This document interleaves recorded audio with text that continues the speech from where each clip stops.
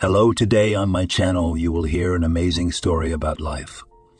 I hope you enjoy this story. This one struck me to the core. Honestly, I still can't forget it. Enjoy watching. Mom, I'm not marrying him.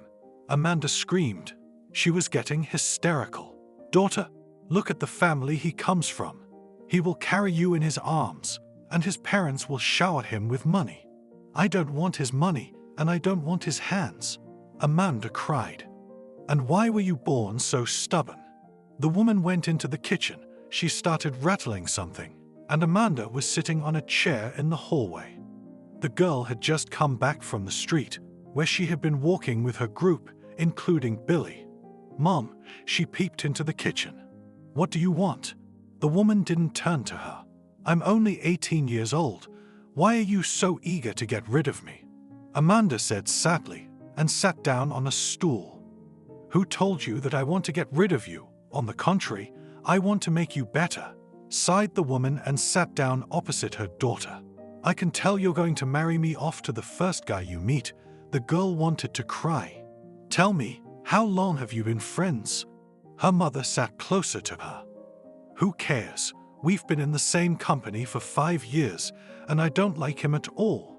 You're the one who thought I should be with him. Amanda didn't want to talk about it at all. Well, look at your girlfriends. Wanda's going to marry Tony, Natalie and Nanny will marry soon, and you'll be a girl. Her mother got up again and went to the stove. Alexandra raised her daughter alone. She also had a difficult fate, which she did not like to remember very much. When she was young, she fell madly in love with a young man. At that moment, he was just leaving for the army. Victor, I'll be waiting for you. Young Alexandra shouted to him, but he just waved goodbye. After that, there was a long correspondence in which Alexandra told how much she loved her Victor, and he wrote meager and rare letters about how he was doing well and about the weather. Victor returned.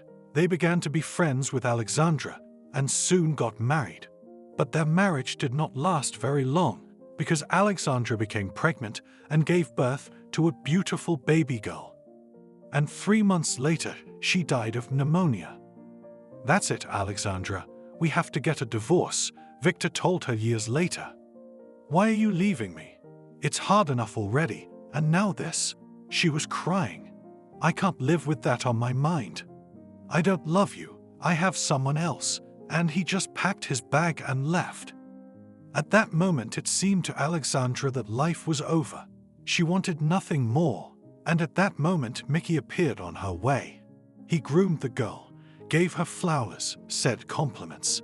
When in a couple of months, Alexandra realized that she was pregnant again, she agreed to Mickey's proposal and married him. By then, Alexandra was in her 30s. That's when Amanda was born. When the girl was 2 years old, there was an accident at the factory where Mickey worked, and the man died. Alexandra decided for herself that she would not marry again, and it was too late to have children. She devoted herself to raising her daughter. Who's my real daddy?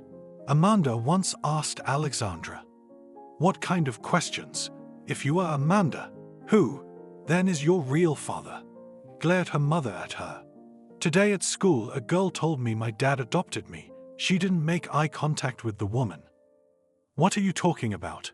The birth certificate says I'm the mother. He's the father. What else do you want? The woman didn't understand her. She didn't understand what kind of conversation her daughter was having. But it also says on the birth certificate that it's a duplicate. Amanda parried her. I'm telling you again, your father's name was Mickey, and I don't want to hear any more questions like that, as your mother cut her off.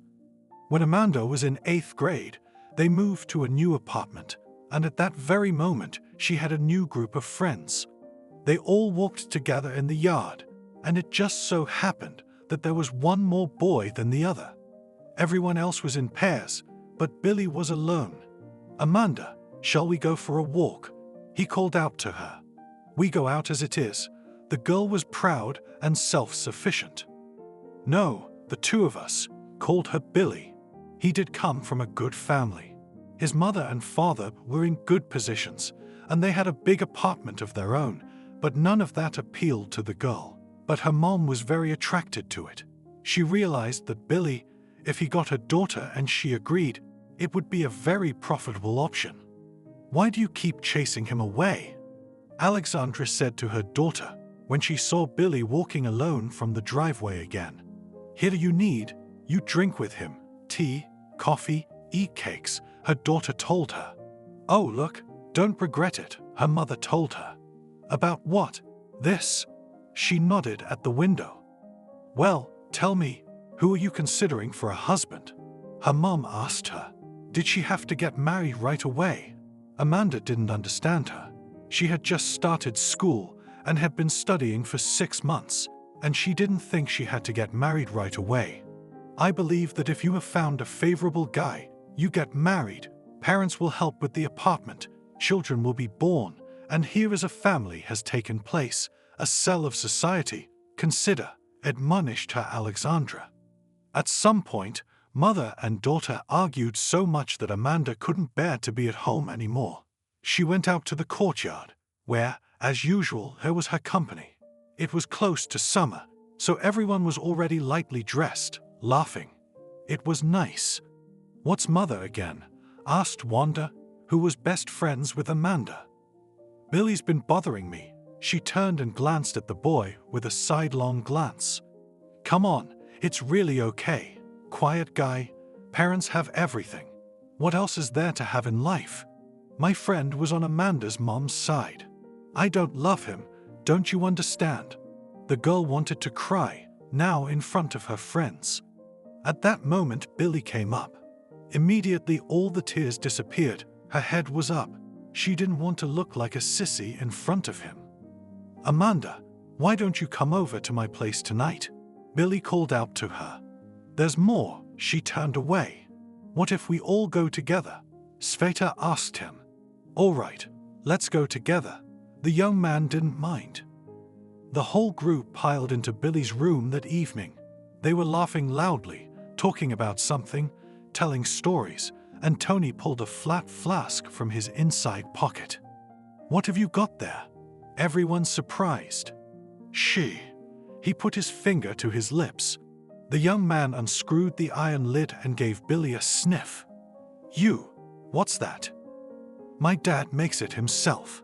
Today I poured a little bit of it out for sampling." The boy called everyone to try the homemade alcoholic beverage. He took a sip himself, then handed it to Billy. He wouldn't take it, but the girls agreed. When the flask was emptied, cheeks flushed, the conversation became more cheerful. At that moment, my mother came into the room. "What's that smell in here, guys?" she asked. "We don't know." They made silly faces, and after that opened the window for some air, sat on. "That's it, I guess it's time to go home." Wanda got up. "I'll walk her out," went Tony after her. It appeared that only Amanda and Billy were left in the room. "I'm going home too," headed for the exit. "Wait, I'm with you," walked Billy after her. They went outside. Billy took her to the driveway, as usual, and there Amanda remembered that she'd had a fight with her mom this afternoon. "Why don't you invite me over for tea?" Millie asked. "Let's go," she agreed. She didn't know whether it was Tony's flask or the fact that she'd had enough of everyone talking about it. "Oh, Billy, come in quickly." Alexandra was happy to see the guest. Of course, how could Billy not? Amanda said to the side, and kicked off her shoes. They went into the kitchen, sat talking about something. "I want to ask your daughter to marry me, but she won't agree," the guy complained to the woman. "I know how many times I told her to accept your offer, but there is no use," sighed Alexandra. "Why not? I agree," the girl said immediately. "What?" the mother and Billy said in a chorus, and turned to her. "And why are you so surprised?" One offered, the other persuaded, and now both do not understand what is happening. The girl looked at them defiantly. "Love, I'll be by your side all my life, and I'll always carry you in my arms." The guy hugged her and kissed her. "Oh, come on, that's enough." The woman separated them. Alexandra already had an idea of what to buy and how much money would be spent on the wedding. And then there were negotiations with the young man's parents.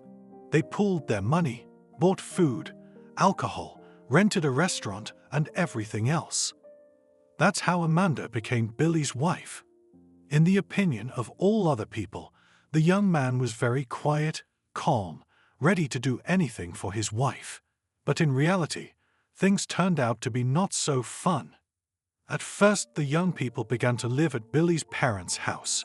Amanda was not very comfortable there, but she just kept quiet. 4 months later, when Amanda became pregnant, she told Billy that she had to move away from her parents. "Let's wait until the birth. While the baby is small, Mom can help," he told her. "Okay, but promise me we'll definitely move later," she asked him. "I promise," the young man replied. By this time, his father had arranged for him to work at the factory and said that by the time the child was a little older, a room in the dormitory would definitely be available. The pregnancy went well, and when Amanda began to feel ill one night, an ambulance was called. She was taken to the local maternity hospital.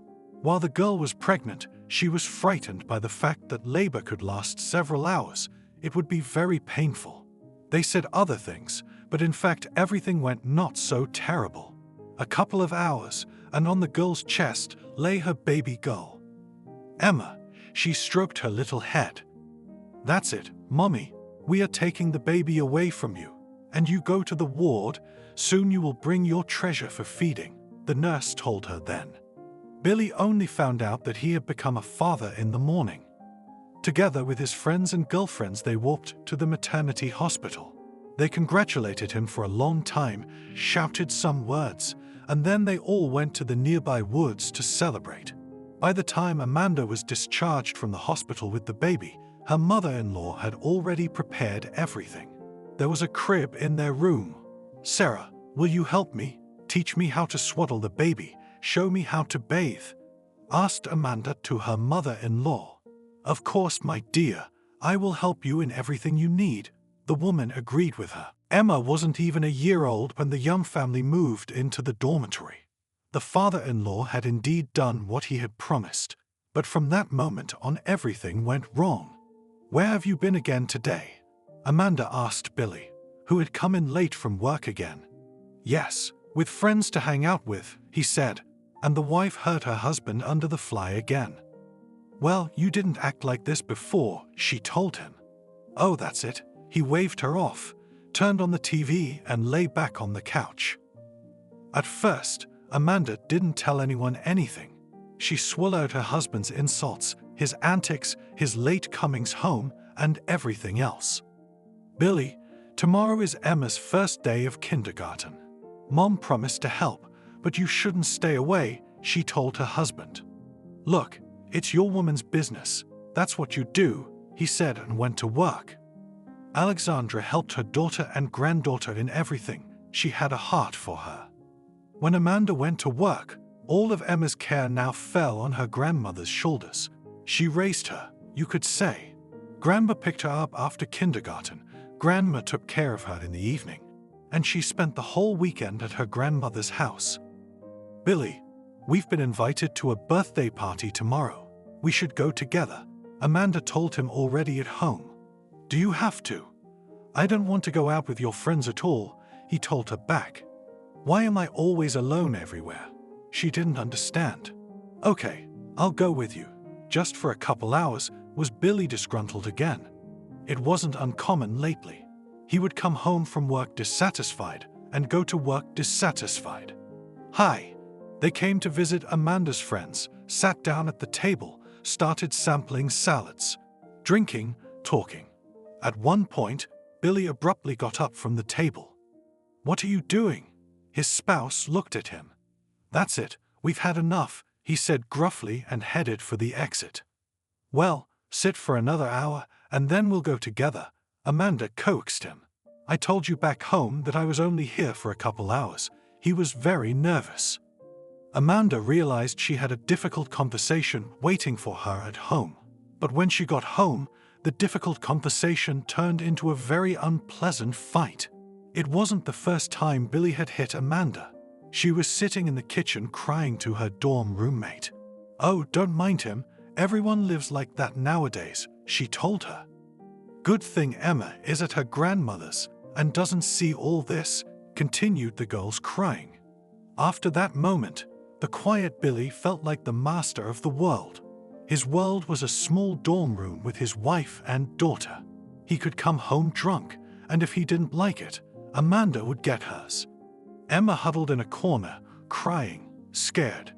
When the girl went to the first grade, everything was still handled by her grandmother. Alexandra picked her up in the morning, took her to school, took her home after school, met her, and took her to her house. So far, she had no idea how her daughter lived, and she was afraid to complain to her mother and kept silent. "Emma, why are your eyes red? Didn't you get enough sleep?" her grandmother asked her one morning. "No," she replied. "Why?" The woman couldn't understand. "Daddy was bouncing around the room half the night again," the girl said quietly. "What do you mean, bouncing around the room?" Grandma didn't understand. "Bah, don't scold your mom. She didn't want to tell you this." Emma told her everything that goes on at their house at night. "God, what's happening?" Alexandra was horrified then. Of course, she didn't want to talk about it in front of Billy, so she didn't take her granddaughter home that evening, but waited for her mother to come for her. "Why didn't you bring her tonight?" Amanda asked. She was more afraid that now they would arrive late, and Billy would start the concert again. "I wanted to talk to you about your husband," her mom told her honestly. "Emma told you everything?" Amanda guessed. "Yeah, why didn't you tell me that? I was wondering about the woman." "Mom, I could not have done it, not married him, not had children with him and not lived with him. But if I did, why should I regret it now?" At that moment she was dressing her daughter, and they were about to go out. "If it gets bad, come to me. There's always enough room for everyone," Alexandra told her.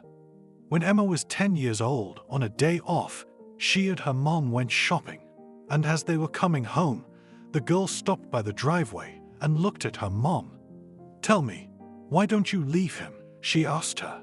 "My girl, it's very difficult," her mother simply replied to her then. "You realize that it's not only you who suffer, but also me." By then Emma was very afraid of her father. She never told him anything, never approached him, never spoke to him. "We have to be a little patient." At that moment Amanda knew what she was talking about because Billy's parents had promised to buy them an apartment, and it had already been picked out. And indeed, not 6 months later, the family moved into an apartment. Billy promised his wife that he would get coded, and he did. But he only lasted a year. But speaking of that year, it went perfectly for the whole family. Dad didn't drink, Amanda stopped staying late at work, and Emma started sleeping over at her grandmother's house less often. Did you lose it? Amanda came home one day to find her husband lying on the couch, breathing heavily, with an empty bottle on the table in the kitchen. "Leave me alone," he said roughly. You could see that he felt bad. Emma was horrified when she came home from school and saw the same picture. She told her parents she was going to her grandmother's house for the night, and she did go there. And it started all over again. As soon as Amanda was late for work, even for an hour, it meant another concert at home tonight. "Grandma, can I come and live with you?" Emma asked her. She couldn't be in this situation anymore. Yes, of course, the woman agreed with her and told her daughter so. Emma went to live with her grandmother. It was paradise. In the morning, she woke her up for school, prepared breakfast. They ate pancakes, cheesecakes, pancakes, drank tea, told each other something funny. After the girl went to school, she brought good grades. With her grandmother, they did their homework. And when Emma moved to 7th grade, it was here that a turning point seemed to happen to her. In the winter, she met some girls who were older than her and started hanging out with them. One day they offered to taste wine. "Why, I'm small," Emma said to them. She took the bottle and took a sip from the neck. "So, how are you? Are you okay?" her older friend asked. "It's okay," the girl gestured. Now she realized that going to her grandmother was no longer an option, so she moved home again. "What have you been drinking?" her mother asked her when she came home from a disco. "Yeah, beer, a little bit," the one admitted to her. "Emma, you're just a little girl." My mother didn't understand. But when her father came home, he was sitting somewhere with his friends again. Everyone was away from his daughter. They had their own problems. Then Emma tried smoking, too. And when she got to 8th grade, her grades slipped. "You realize you're 14 years old, and you're already acting like this," her mother reprimanded her at home. Aha! The girl moved back. She just wanted to go to bed, not listen to these lectures. Emma didn't forget about her grandmother. She spent her weekends at her place. Everything was fine here, as always. Grandma gave her money. Emma said it was for ice cream, but she spent it on something else. Naturally, Alexandra did not guess anything. She loved her granddaughter very much. Her mother was worried about her daughter. "Where have you been again? Look at the time. You have school tomorrow," Amanda told her. "Oh, Mom, leave me alone. I'm going to your school," walked to her room the girl. "So, if at least once you don't wake up in the morning on demand or bring bad grades, then no more discos, no more girlfriends, no more friends," my mother gave me an ultimatum. "Okay," Emma promised her. And indeed, every morning she woke up like a soldier, got dressed, and went to school. Yes, her grades were bad, but they were C's, and her mother didn't scold her for them. One day, Alexandra got so bad that she scared everyone. Then an ambulance was called, and she was taken to the hospital. It was her heart. "Doctor, how is she?" Amanda asked. "Soon she'll be discharged. Everything will be fine." But from now on, she didn't want any emotions. Not the happy ones, and especially not the bad ones, the doctor told her. "I hear you," Amanda nodded. And since her grandmother checked her granddaughter's diary at the end of each week, Amanda had to make a second diary. Now her daughter brought C's from school, but in that diary, which was made for her grandmother, Amanda gave her completely different grades and signed for her teachers. And they showed it to her grandmother, who was only happy for her granddaughter that she was doing so well. Emma grew up. Her antics got worse and worse. She was afraid of her mother, and if she had to ask for something, she asked her grandmother for it and lied to her. The girl was finishing 10th grade and met a young man. "Did you start being friends with a guy?" her mother asked her at home. "Yes," she answered her. "So tell me," Amanda wanted to know what her daughter was doing. "His name is Carlo. He lives in the same town," her daughter reluctantly began to tell her. Then it turns out that this same Carlo is 7 years older than Emma, and he's doing some not-so-legal things. "I will not allow you to socialize with this young man," Amanda told her at home. "Who's going to ask you?" Her daughter didn't understand. "What do you mean, who's going to ask? I'm still your mother, and you're underage," she shouted at her. "Well, what are you going to do to me?" Emma told her cheekily. "Come on, keep talking to him, and you'll see what I'll do," Amanda said threateningly. When it was time to enroll, Carlo himself drove his girlfriend to another city to check into a dorm and did the rest. Closer to winter, a terrible incident occurred, terrible for Emma. Carlo came to see her almost every day. They met, talked, walked around the city. Sometimes he rented a room in a hotel where they spent the night, and then the guy disappeared. He was gone for almost a week. Emma was worried, but she couldn't ask anyone or consult anyone. "Emma, there's someone there to see you," came running into the room. The girl realized that no one could come to her besides Carlo, so she got very excited and quickly went downstairs to the watch. It was indeed him, but not alone, but with a friend. "Hi, can I crash at your dorm?" the guy asked then. Of course, the girl knew that they could pay the commandant money for the dormitory, and they could stay here even overnight. They gave the money for 3 days, went to her room. Everything was fine. In the morning, the girls went to study. When they came back, they cooked lunch and fed the guys. "Man, it's great that you've got us here." Carlo said some strange words, as if he had nowhere else to live. "It's fine," Emma answered them. And then, one day, I heard some noise and shouting in the corridor of the dormitory. A man in a black jacket, hat and pants ran into the room where Emma lived. He had a machine gun in his hands. It was really scary. The girls were immediately taken out of the room. In the corridor, Emma saw her mother, who took them to another room. "Mom, what's going on here?" Emma didn't understand. What, forbidding her mother to be friends with this guy, was the reason her mother had done this. It was the late 90s, and it was to be expected. "And I told you not to go out with him," Amanda began to reprimand her. "And what, all this just because I'm dating him?" The girl didn't understand. The other guys in the dormitory hid in their rooms, and everything seemed wild to them. Carlo and his friend were taken away. Emma cried. "Why are you crying? I told him not to come within a meter of you anymore," the woman said. "Mom, but I love him," my daughter said through her tears. "I get it, but not this time, not in this lifetime." The woman was impenetrable.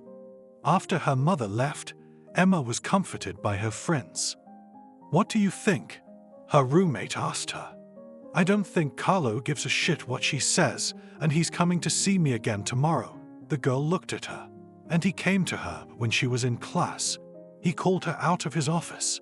"Carlo," she hugged him. "Emma, we need to break up," he told her. Those words cut the girl so hard. She knew he had listened to her mother. That's why he was telling her this now. "Well, fuck you." She pushed him away from her. She didn't go back to class, but ran to the dormitory. She had to do something to keep her mind off it. It turned out that Carlo and his friend had borrowed money at interest from the local authorities. They had nothing to pay back, so they were looking for them. They hid somewhere for a week, and then decided to come to Emma's dorm. Those who were looking for them went to Amanda's mother, who told them they could find them at her daughter's. That was good for her. 2 or 3 months passed. Emma was home for the weekend. She still loved Carlo, only communicating with her grandmother. Of course, there was a lot she wasn't telling her. And then she met him again on the street. The girl was walking her dog in the yard at the time. "Hi," he walked up to her. "Hi." She was shaking all over. She couldn't just talk to him. "Will you come with us?" he asked her. "I will," she replied, but to do that she needed to go home and change. "Where are you going?" her mother asked her as Emma picked up her coat. "I'm going for a walk," she answered her. "With who?" her mother questioned her. "What do you care?" The daughter wanted to open the doors, but her mother grabbed her sleeve. "Come on, let go." Her daughter didn't understand. "If you go with him now, I'll curse you for life," said mother to Emma. "I'm going anyway." She snatched up her coat sleeve. "You're a fool," her mother shouted after her. "I wish you were dead," her daughter shouted back at her. She hated her parents. Her father was always drinking and beating her mother, and she stood up for her. And the mother had no business with her. She could only threaten her and forbid her to do anything. The girl pushed the door of the entrance with exasperation and ran out. Carlo was waiting for her in the street. She told him everything. He took pity on her, of course. Afterward, the young couple went to visit mutual friends. They went to his place after going to visit him. Now the girl was meeting him secretly. She would go to her studies on Monday, return to her town on Friday. Carlo would meet her. They would drive to his place, and on Saturday early in the morning, she would go home, telling her mother she had just arrived. And just like that on Sunday, she would leave home to catch the train, but she wouldn't go to her studies. She would go to Carlo's house, and on Monday morning, he would take her to where she was studying. Alexandra, naturally, knew nothing about all these situations. She also idolized her granddaughter, sending her money. When Emma came to her on weekends, she gave her everything the girl asked for. Emma, in return, helped her in the vegetable garden and around the house. Everything was fine with her grandmother. One summer day, Emma noticed that she was a few days late. She went to Carlo and told him about her suspicions about the pregnancy. He was confused, which pleased Emma, too. "You're so old, you're a grown man. You can't make up your mind. Either take responsibility for me and for your future child, or think about what we're going to do. You can't tell your mother about it," the girl told him. "If I told you that we were going to have an abortion, would you take offense?" "That's a direct indication that you love me," the girl grinned bitterly. And then he arranged for some doctor to take Emma there.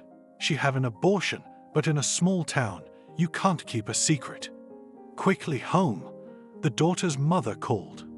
Now, she knew that her mother's tone did not bode well. When Emma walked in, she was immediately slapped in the face. "What are you doing?" the woman asked her. "What exactly do you mean by that?" Emma was afraid that if she said it herself, she might give her mother the wrong information. "Wanda called me today and told me you were at their place, yelling your mother at her." Wanda was her friend who worked as a midwife and sat in the gynecologist's office. "And that, in general, it's confidential information. She couldn't tell you." Emma understood everything already. "I don't understand you. What are you doing? What's wrong with your brains?" Sat down on the chair and cried, "Mom, what's wrong with your brain?" Emma asked her. "I'm just fine with my brain." Amanda continued to cry. "Yes, I see how good it is. When you were a teenager you married that idiot who beats you all your life, and you live and endure," the daughter said about her father. "So, what? And what do you care?" Mom wiped away her tears. "And you think that when I saw all this when I was a kid and worried about you, it didn't affect my nervous system?" It was the girl's turn to cry. Not a word to grandmother. Her mother looked at her. Naturally, Emma knew this without her. In the summer, the girl also spent a lot of time at her grandmother's house because she really felt more comfortable here. "Baba, give me money for ice cream," Emma said as she left for a walk. "A simple one?" the woman asked. "No, on the popsicles. They really did cost twice as much." It was enough money for her and her friends to go out and buy what they wanted. Grandma gave everything, indulged her granddaughter. Even if she and Carlo had to spend the night, she let them stay over and didn't say anything to her mother. Emma started school again and moved away. Carlo visited her less and less often. She realized that their relationship would soon fade away. "Mom, hi, what's up?" Amanda came to visit Alexandra one day. "Everything's fine. Why do you ask?" Grandma was making dumplings in the kitchen. "Look, I came to you to talk to you about Emma." Amanda had been preparing for this conversation for a long time, and now she was ready to tell her mother everything. What happened to her? She didn't understand. "Look, we've kept a lot of things from you since you got to the hospital." And she sat there and dripped valerian into a glass of water. She knew it could make her very agitated right now. "What were you hiding from me?" The woman didn't understand her. "You see, the truth is, Emma wasn't as good at school as you think. She's not as bright as she is now. She's been dating Carlo, the one you like so much," a word Amanda emphasized, "for a long time, but he's not the best. I forbid it, and you allow it." "Why are you telling me all this?" Alexandra took a sip from a glass of the same water. "Mom, you do a lot for Emma, and sometimes it just makes it worse," the woman said quietly. "I would do anything for my granddaughter. This apartment where I live will go only to her," she said. "It's not about the apartment, it's about everything. I need my daughter to realize for a while that she has nowhere to go, no one to ask for help. So, Mom, don't be offended, but please, let's go to the village for a while, to your parents' house," Amanda asked her. "I don't get it," froze Alexandra and stopped sculpting.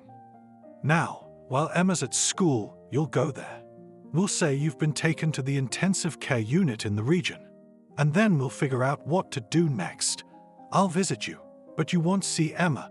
Her daughter asked me for a favor. You're up to something strange."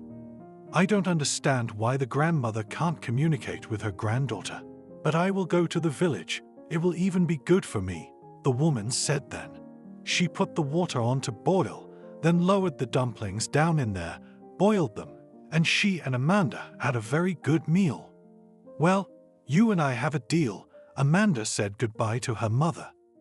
Yes, tomorrow I will pack my bags, and while the fall, winter, and there in spring, cold, in the vegetable garden, no work, I will go there, agreed the woman. Amanda walked out of her mother's with a light heart. She thought she had done the right thing. Now that Emma would have nowhere to ask for help, maybe she would listen to her and do the right thing. I'm going to Grandma's, Emma said at home when she arrived for the weekend. And Grandma's not home, her mother answered her. How not, and where is she? The girl did not understand then. She'd been taken to the region, to the hospital. She was having heart trouble, Amanda lied to her. How? Why didn't you tell me anything? Emma was upset. They didn't want you to snap out of it and drive here. It was practically true, because if her mother had informed her, that one would have actually come.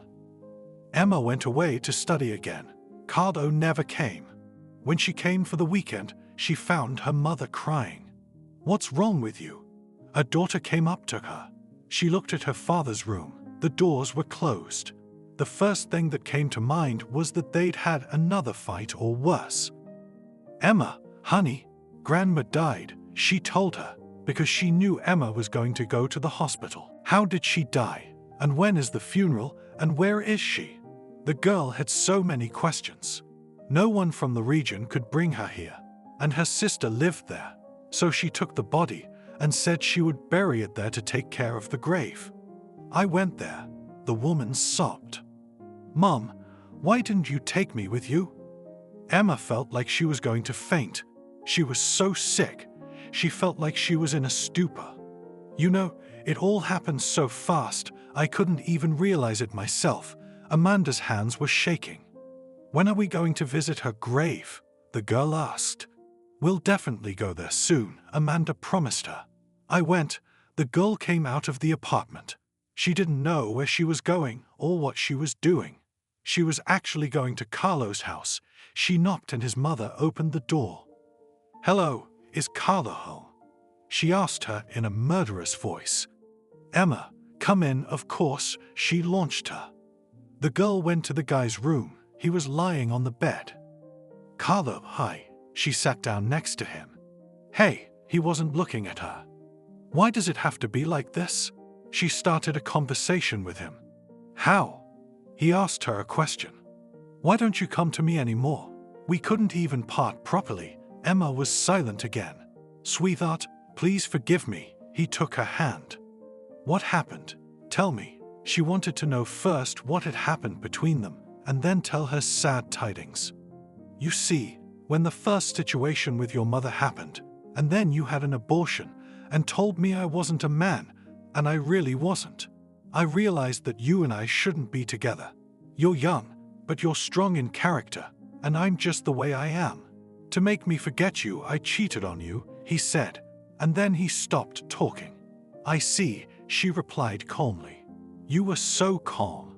I thought you were going to start a fight, yell at me, something. He averted his eyes. And my grandmother died, she told him. This news was more important and above all others, whatever she was told now. Beloved, please forgive me, even though I sometimes did stupid things, but I could not forget you, he hugged her. All right, you got anything to drink? She asked. Yes. Now, he went into the kitchen, took something out of the fridge, put it on the table. Emma drank a lot that night, so Carlo just put her to bed. She didn't get home until the next evening. She was very sick. No one could help her now in the state she was in. Mom, I don't care what you tell me now. I'm not going to study anymore. I'm quitting everything, and Carlo and I are leaving here, she told her when she came to her senses, especially since he had already agreed on that. How could you not realize that you can't be with him? Her mother clutched her head.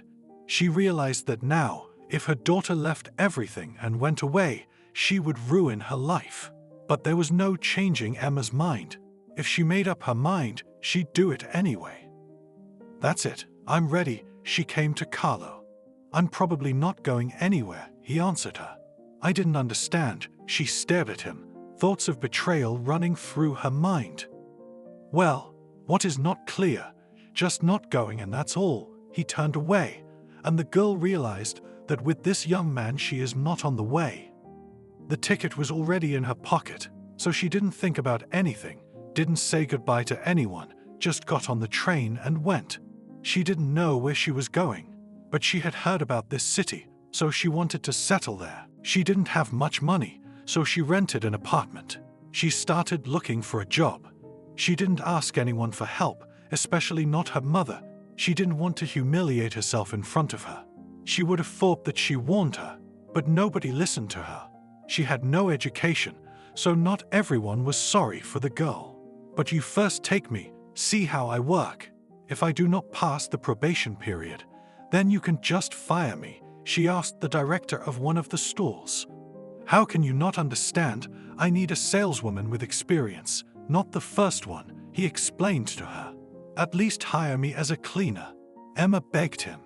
"Okay, what to do with you?" he agreed.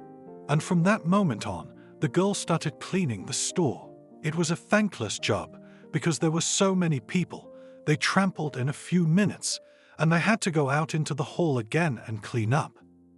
"Emma, stop fiddling with that rag and come over here," one of the women who worked here called out to her.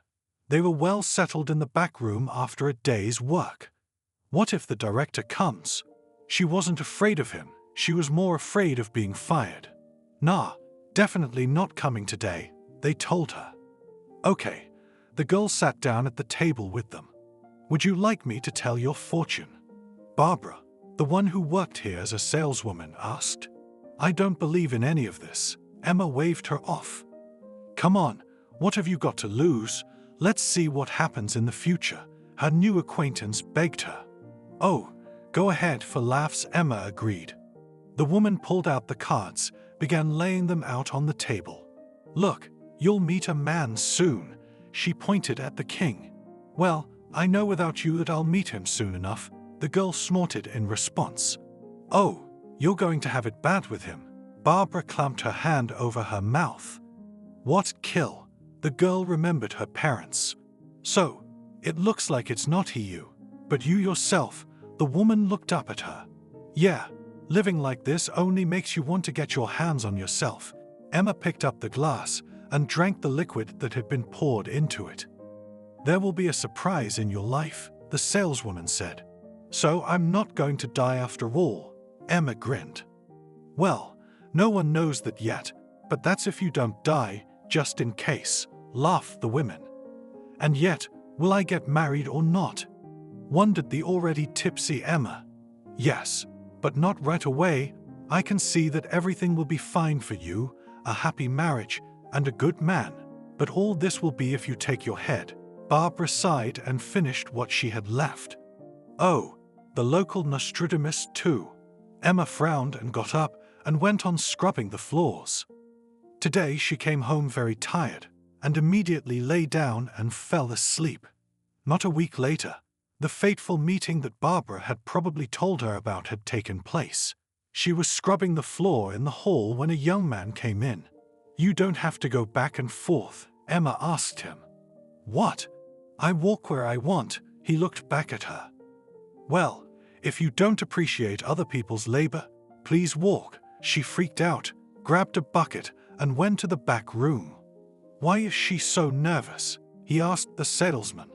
"Oh, never mind," she waved her hand at him. "New?" the man asked. "Aha," Barbara confirmed. "What's the name?" The buyer was curious. "Harvey, there you have it. Take what you want, go home," laughed the woman. "Is it hard for you to tell me her name?" he insisted. "Emma's her name, feeling better?" The salesman waited to see what he would tell her next. "Put him on," Harvey asked. "Now, off she goes to the back room. Emma, go. He's in there calling for you." "Who? I don't get it." Who? Harvey stomped. "Who just now?" Barbara explained. Why is he calling me? Emma didn't understand. Listen, that's enough. I'm a transmitter here. Come out, talk, or he will call, and you will not go.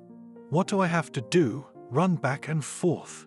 The woman said irritably, and went to her seat. Emma came out of the back room, looking at the young man. Look, I'm sorry. He handed her the candy bar he'd just bought. Come on, it's okay. She wanted to leave, but Harvey stopped her. What are you doing tonight? He asked her. What? Do you want to ask him out on a date? She asked him a question head-on. Why not, will you? He winked at Barbara. I'll go, Emma replied calmly. That's it, then it's a deal. I'll pick you up at 7. He didn't buy anything else, just walked out of the store. Who is it? The girl looked at the saleswoman. Oh, it's Harvey. He's a normal guy, he likes to drink, but if you start dating him, he'll blow the dust off you, Barbara told her. Okay, Emma went and did her business. There was nothing to do in the evening, so she agreed to meet Harvey. They met, talked, drank wine. The evening went smoothly. When a week of meetings passed, Harvey suggested moving in with him instead of spending money on renting an apartment. Emma didn't think long, agreed. Now they were living together. Just as Barbara had said, Harvey began to drink more and more every day as he got used to Emma.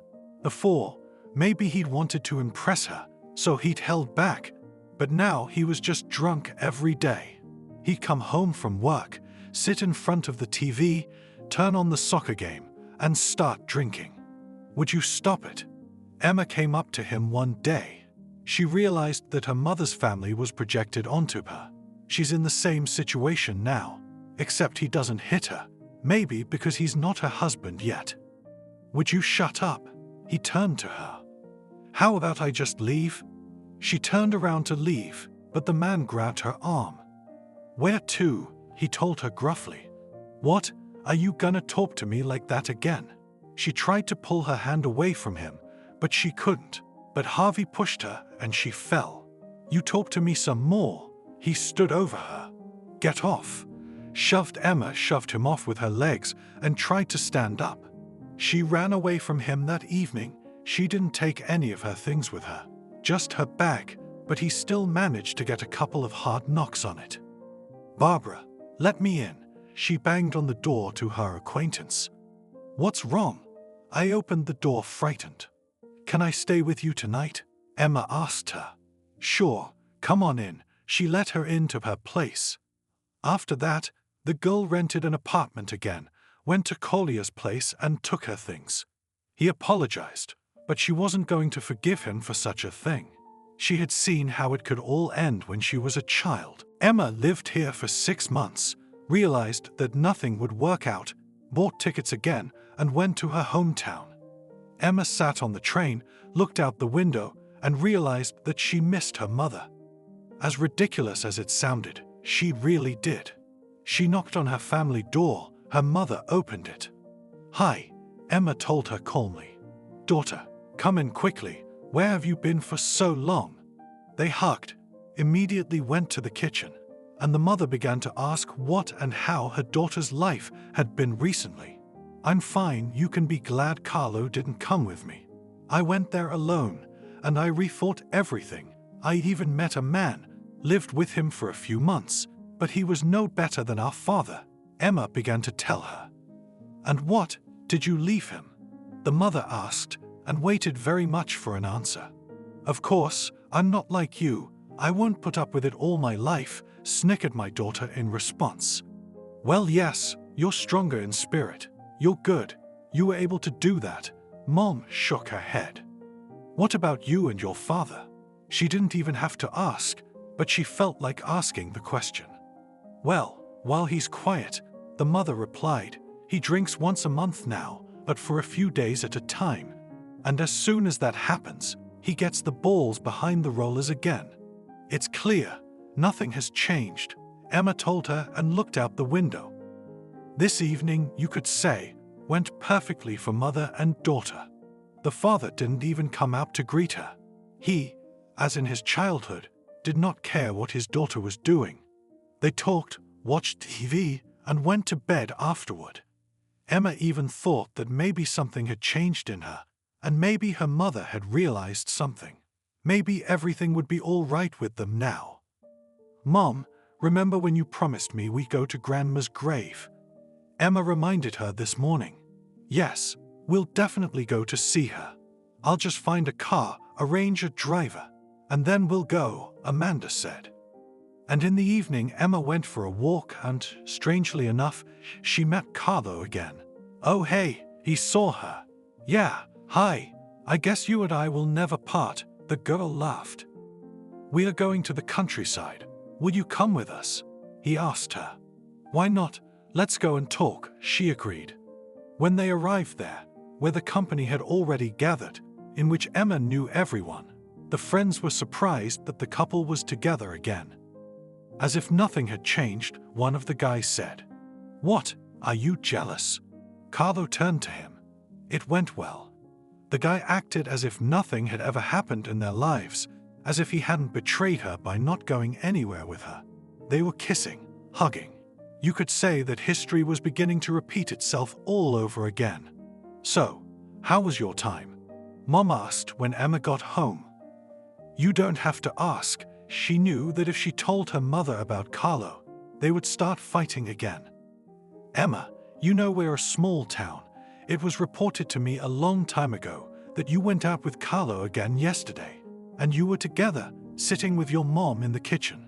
So," she looked at the woman defiantly, "I thought that you went away, came to your senses, realized that without education, without parental support, without everything else, you can't live in this world.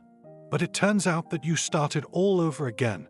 Your mom didn't yell, but she spoke in such a way that you could take everything for a yell. Mom, if you want me to, I'll go."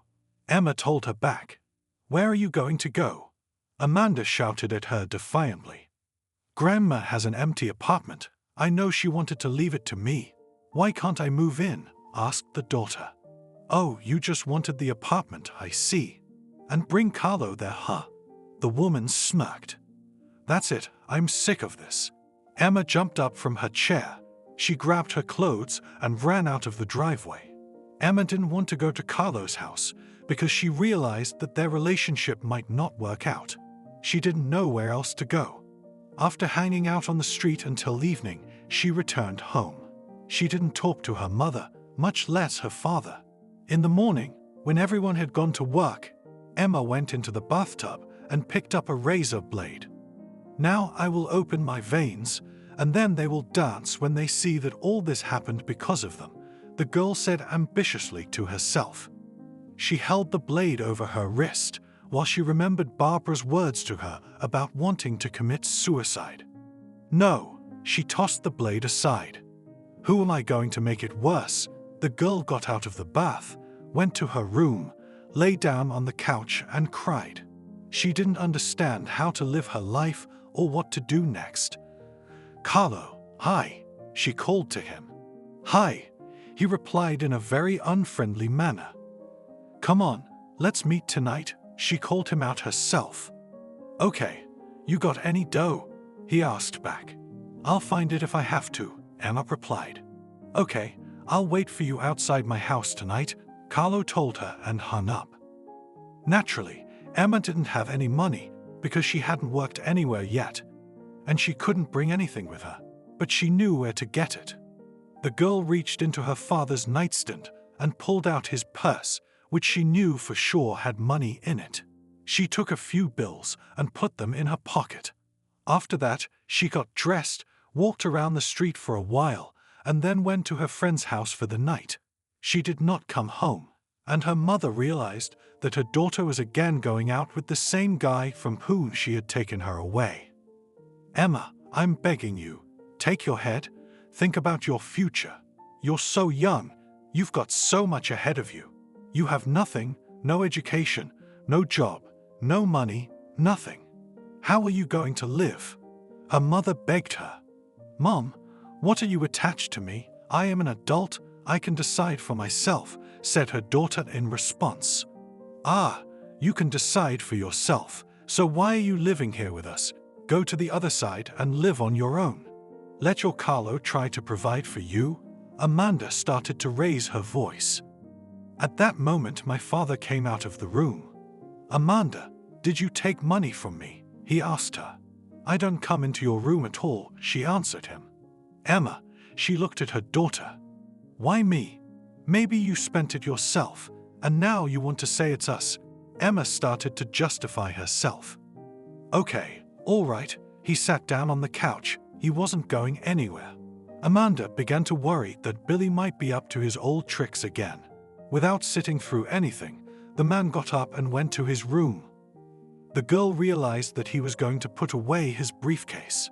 "I'm going out," she said the next night, went out, met up with her friend, wandered around together, then went to Carlo's. They sat, drank, talked, and at some point Emma just fell asleep.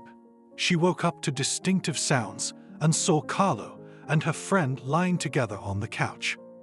At that moment, they had no clothes on. She realized that it wasn't that simple. "Hey!" she shouted at her. "Ah, leave it alone. We don't have time for this." She said a few words and turned her back to the young man again. Emma dressed quickly, running out of this apartment. She realized she was never coming back here again. It didn't hurt as much now as it had the other times. She ran home and cried for a long time. Her mother asked her what had happened, but her daughter wouldn't tell her anything.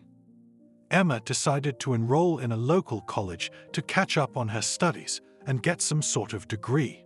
After a few weeks of studying, she met a young man. After a couple of meetings, she decided to tell her mother about it. "So, how are you doing? It's been so long since we've talked to you," the woman asked her. "Mom, I met Jack, and I guess he's coming to visit us tomorrow," Emma told her kindly. "Jack who?" The woman didn't understand. Emma couldn't answer her with which one because she didn't know his last name, but she explained visually where her mother could see him and who he was socializing with.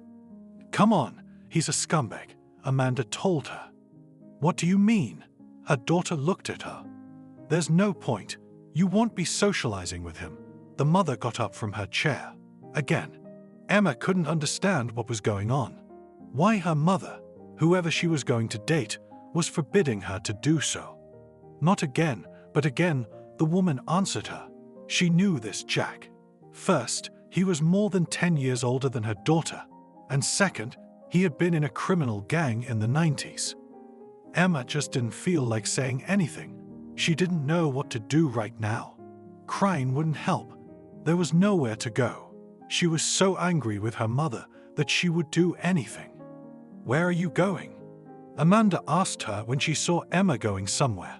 "None of your business," she replied. She ran outside, her insides churning, her hands shaking. If she ran into her right now, she would probably have a fight with her right now. The girl ran to Jack, but he wasn't home. She didn't know what to do. Then she called her old friends, suggested to meet, to remember her youth. She had a gold ring on her finger that her mother had once given her. To get money, Emma had turned it into a place that accepted gold. Now she could afford to treat the girls. That evening they bought a lot of alcohol and snacks and went to one of the girls' garden cottages. They sat there, reminiscing about how they used to go out, celebrating, and Emma didn't notice how intoxicated she was. Then she felt bad. She was lying somewhere. She didn't realize whether her friends were with her or not. She had to go home, but she didn't know how to do it. Emma struggled to pull herself together and stood up. Her head was spinning, the ground swaying, so she walked home. She couldn't remember how she got to the floor. "Where have you been? Look at the state you're in." Her mother started yelling at her from the doorstep. "Mom, I need to lie down," Emma told her. "Look at you. What do you look like?"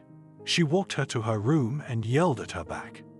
At that moment, my father came out of the room. "What's going on here?" He didn't understand. "Here, your daughter has come from the party, and she looks just like you." His wife shouted in his face. "What are you yelling about?" he asked her. "I want to yell."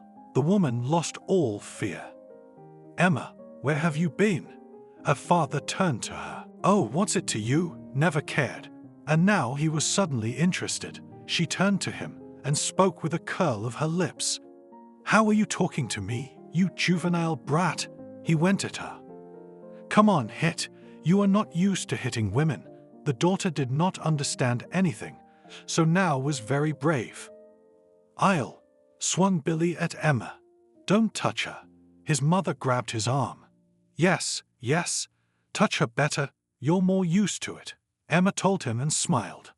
She sat on the edge of the couch, not understanding anything at all. "What did you say?" The father took another step toward his daughter. "Leave her out of it. You can see she's in such a state," Amanda yanked Billy back sharply. "Fuck you." He punched her. The woman fell, banging her head against the wall. "I'll never forgive you for this." She held her bruised hand to the bruised spot. "And you think I'll forgive you for all your outings, all your drunkenness, all your men, when you came back in an incomprehensible state, at an incomprehensible time?" He stood over her and shouted. Emma at this time had just laid down on the couch. She didn't realize anything when she heard her mother screaming, opened one eye, saw her getting up from the floor, and tried to get up too. "Don't touch her," she shouted to her father. "And you don't say a word at all, little girl." He turned to her. Amanda stood up at that time, wanting to walk past her husband, but she caught his arm, causing him to anger her. Billy was unstoppable. He turned around, grabbed his wife by the hair, and started just beating her. At some point, she lost consciousness and just settled on the floor. Emma woke up when it was night. She went into the kitchen, opened the gas burners, and went out onto the balcony. Amanda was still lying on the floor. She showed no signs of life, so Emma decided to get revenge on her father so he wouldn't be here anymore. "I'm so sick of you." Still sober, the girl began to settle down. The cold was making itself felt. She slowly began to come to herself, realized that she was already sitting on the floor of the balcony, plugged her nose, went into the apartment, turned off the burners, opened the windows.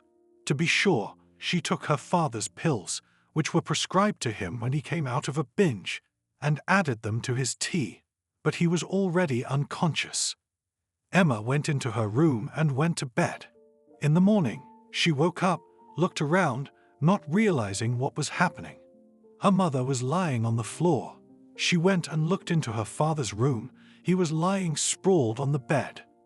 Mom approached. She took her, but the woman didn't move. Daddy, she went to the next room, but he didn't react either. The girl vaguely remembered what had happened during the night, but she couldn't say anything specific. Emma rushed to the phone, dialed 03, called an ambulance, and waited. When the medics arrived, they naturally started asking what had happened here. The police were called in. "You see, me and my girlfriends were celebrating one of their girlfriends' birthdays yesterday." Emma began to lie to them. And what happened next? They waited for the sequel. Of course, I wasn't in a very good condition. I got ready to go home. When I got there, it smelled very strongly of gas. Mom was already lying like that. I turned off the burners and went to bed, she told them. "What time was it?" the police officer asked. "It was already early in the morning," she said. "Why didn't you call an ambulance right away?" the employee asked. "I don't know, I was scared. I ran from my mother to my father, but then I felt bad. I dozed off a little. You could see that the girl was still not herself." Afterwards, the medics confirmed that the death was indeed from gas asphyxiation. Emma, when she sobered up completely, realized what she had done, but she still did not fully realize it, because she was not in the right state at that moment. The funeral had to be organized. The mother on her father's side, who hadn't spoken to the family in years because Amanda had fought with her about Billy, said she would do everything herself. "Baba Sarah, thank you." Emma hugged her. "That's it, come on, I have business to attend to," the woman answered her. She actually hired diggers, made arrangements with everyone to make sure everything was done properly. On the appointed day, A farewell was held for Paul and Amanda. It was decided to bury them together. Maybe they shouldn't. They've lived like cat and dog all their lives, Emma asked her grandmother. Look, I'll decide for myself, her grandmother told her, as if she were accusing her of something. I don't think Mom will be happy in the other world with him, the girl supposed. They don't care anymore, Grandma Sarah answered her. A lot of people came to the funeral, many Emma had never even seen in her life. They were all relatives of her grandmother's, her father, her mother. Everyone was talking. There was such a buzz. Emma couldn't stand to be with them. She stepped aside to keep things quiet. When they were already in the cemetery, Emma became hysterical. Tears were just rolling down her eyes. She realized that she didn't remember anything from that night, but she suspected that it was her fault that her parents had died, that she had brought them to this point. She apologized to herself, and as soon as she thought about what had happened, she felt dizzy and tears rolled from her eyes.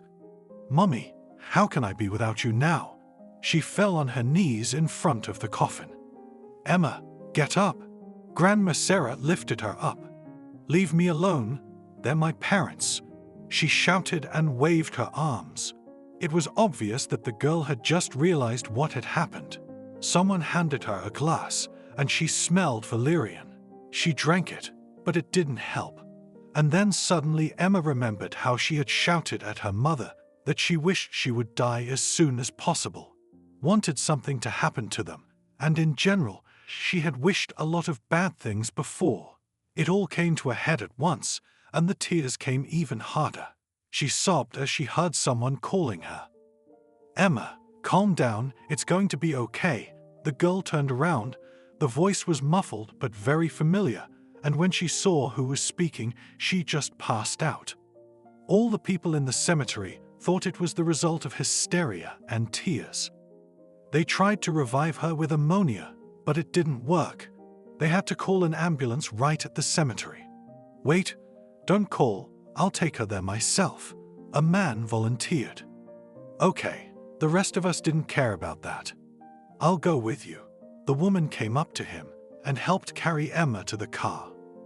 After that, they got in and drove to the nearest hospital ward. Emma opened her eyes and saw that she was in a hospital.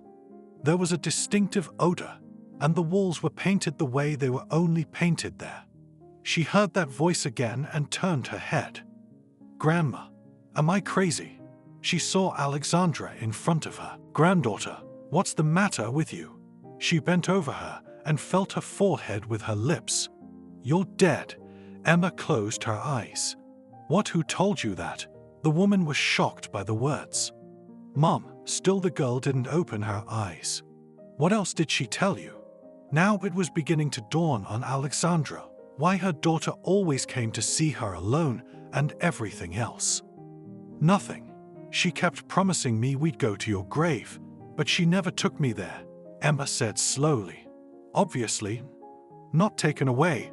If I'm alive and well, lived all this time in the village, waiting for you to improve and I can return, only now the woman realized what nonsense it is. Why did she listen to her daughter and go there? Maybe things would be different now. So she tricked me. Emma didn't understand why Mom did it. So she fooled everyone, the woman muttered. And now what?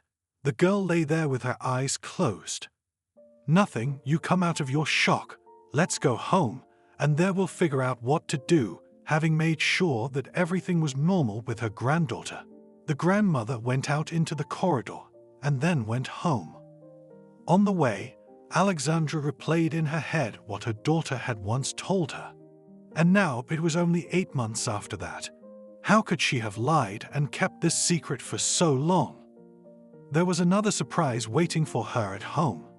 No one had been here since she'd left, so the dust was knee-deep. The windows were dirty, and she had to start cleaning. Did you see a woman come out of here just now? Emma asked the nurse who had entered her room. Sure, she looked at her. Thank you, Emma replied. Are you all right? The nurse bent over her. Yes, the girl shook her head. Before that, she just thought that because of the shock and the hysteria, Maybe something in her brain had broken and she was seeing ghosts. "Will you be ready to go home tomorrow morning?" a young girl in a white coat asked her. "I think so." Emma was still shocked by everything that had happened. They gave her an injection, she slept a little more, and when she got up in the morning she felt very well. After she was discharged, she immediately went to her grandmother's apartment. "Hello, come in." She opened the door. "Tell me how in our world this can be." "How?" Walked the girl into the kitchen, sat on a stool and looked at her grandmother. "I don't understand it myself. Your mother said I was spoiling you, that I should go away so you'd feel unsupported. I listened, I left.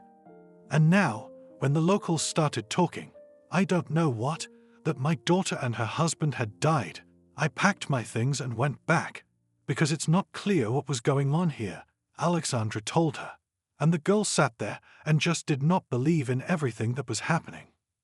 "Do you know how bad I felt when my mother told me you were gone?" Emma stared at one point and remembered that moment. I imagined the grandmother stood up and hugged her granddaughter. "I'd rather you had me than all that happened to me." She told her how she'd left town, how she'd tried to live there, dropped out of school and everything. "Tell me better what happened in the apartment at night." Alexandra wanted to know everything firsthand. "I told you." Emma didn't want to admit to anyone that she didn't remember anything. "Well, maybe you told one version to the police and tell me another," Grandma speculated. "For example," Emma looked at her, "you were the one who told me about Billy hitting Amanda, so maybe it was something like that now." And then Emma's mind flashed back to that first blow that night, when her father had thrown her mother against the wall. Yes, indeed, they started fighting. She stopped talking abruptly. "Why are you so quiet?" The woman looked at her, and Emma was thinking that if she had seen the fight start, why did she say she had come afterward? Because she had been at a friend's birthday party. It didn't make sense. "Yes, I only told one lie to the police." She lowered her eyes to avoid looking at her grandmother. "And what was it?" the other one asked. "When I was at home, they started fighting. I got scared and ran out of the house. My girlfriends and I went out to celebrate, but none of us had birthdays." Now that was closer to the truth. "I see. So then, when you came in, the gas was open." Grandma continued her interrogation. "Yes, that's what I was telling you about." The girl nodded her head. "How did nothing explode?" Alexandra wondered. "That's what I was thinking. I closed the burners, opened the windows, and I could have come in and turned on the light, for example." A granddaughter quickly gibbered to her. "Well, if I'd gotten here early, I probably would have turned on the lights." Grandma shook her head. Perhaps she suspected her granddaughter of something, but now there was nothing to prove, so she sighed and stopped talking about it. "Grandma, I'm so glad you're alive, that we'll be together now. You are my only, most beloved person in the world. Mom, I love too, but I was always more comfortable and better with you." She hugged the woman. Alexandra realized that her granddaughter was not all right if she had such hysterics. "Why was my mom like that? Why did she always forbid me everything? I started dating one man can't. With the other one it was bad too, nothing good. That father of mine, Billy, ruined my mother's life and mine." Emma almost cried. Emma tensed. She realized that she was being commanded again, that they were trying to teach her again. It made her feel uncomfortable, and her body began to fight back. "Grandma, I understand you have to go to the doctors when you're older, but why should I?" Emma didn't understand. "You've had such a shock in your life, you need to see doctors, whether everything is all right with your psyche, what to do next and how to be. And it would never be unnecessary, no matter how her grandmother persuaded her." "Okay, your take." She realized it was pointless to argue now. After that, the grandmother called one specialist, another specialist, found some people she knew. She understood from Emma's behavior that she really needed help and was ready to do everything to help her granddaughter. First, they went through the usual doctors. The therapist wrote a referral to a psychologist at Alexandra's request. Now it was necessary to persuade Emma to go to him. And why to him? Would it be a man? She asked her grandmother. I don't know who will be there. Well, I just say to him, because the grandmother excused herself to her, although she knew that there would really be a man there. Okay, the girl agreed with her. She missed school for a while there were all these events, but now she wanted to come again to recover. Today was her first trip to her doctor. Hello. She entered the office and saw a young man sitting at the desk. Greetings, Emma. He got up from his chair and walked towards her. Don't touch me. He took her hands and wanted to say hello, but the girl pulled away. Why are you afraid of me like fire? I won't do anything bad to you, said the doctor. I'm sorry. The girl looked at him spitefully. Have a seat. My name is Barry, he told her, and took his own seat. Emma, she was looking anywhere but at him. So, let's begin. He laid out some papers in front of him. Good, she nodded. I know you've had a lot of grief recently, Barry began to say. Yes, she nodded. Is that the problem you came to me with? He was trying to get her to talk. Or rather, my grandmother led me to you, she smiled, because she's an adult herself now, and her grandmother still takes her to doctors. All right, well, it doesn't matter. What's important is that you agreed, and now you're here. All the while the doctor has been friendly. Yeah, well, Emma was starting to get used to this office. Maybe you can tell me a little about yourself, your parents, your grandmother, he asked her. I study at a local school, lived with my parents for a while. Then I left, came back to them again, the girl said crumply. Well, praised Barry, let's do a little drawing with you. The specialist put a piece of paper in front of her and gave her pencils. What are we in kindergarten? She started to take it in stride again. Why kindergarten? I just want to get to know you better. And sometimes a drawing says a lot about a person, no matter how old they are, the psychologist explained to her. Well, what should I draw? She waited for his advice. I don't know. Draw anything? Yourself, grandma, dog, house, mom, dad, sky, trees, whatever. He waited. Okay. Emma took a black pencil and she got almost the entire drawing in a darker tone. Why didn't you make the trees green or the clouds blue? Barry asked her. Well, I didn't want to color. I just drew all over with an outline and made some shadows, she answered him.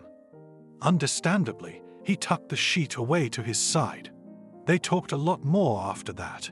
It was over for the day, and Barry helped the girl put on her coat. Shall I walk you out? He asked her. What do you think? I can't make it on my own.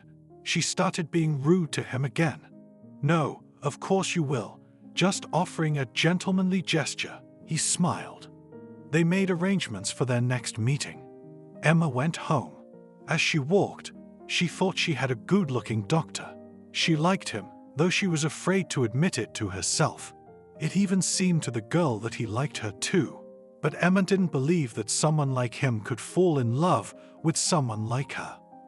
At home, Grandma pestered with questions about what had happened, what she had said, how it was, but Emma only smiled and kept silent.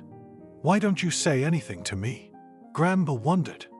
Bah, let at least a few of our meetings pass, then I'll tell you everything, looked at her granddaughter. The next meeting was already more friendly. Emma entered the office, smiled, and said hello. There, that's a different matter altogether. The young man smiled back at her. Today Emma was doing all his demands, answering, showing, drawing, and, without realizing it herself, flirting with the doctor.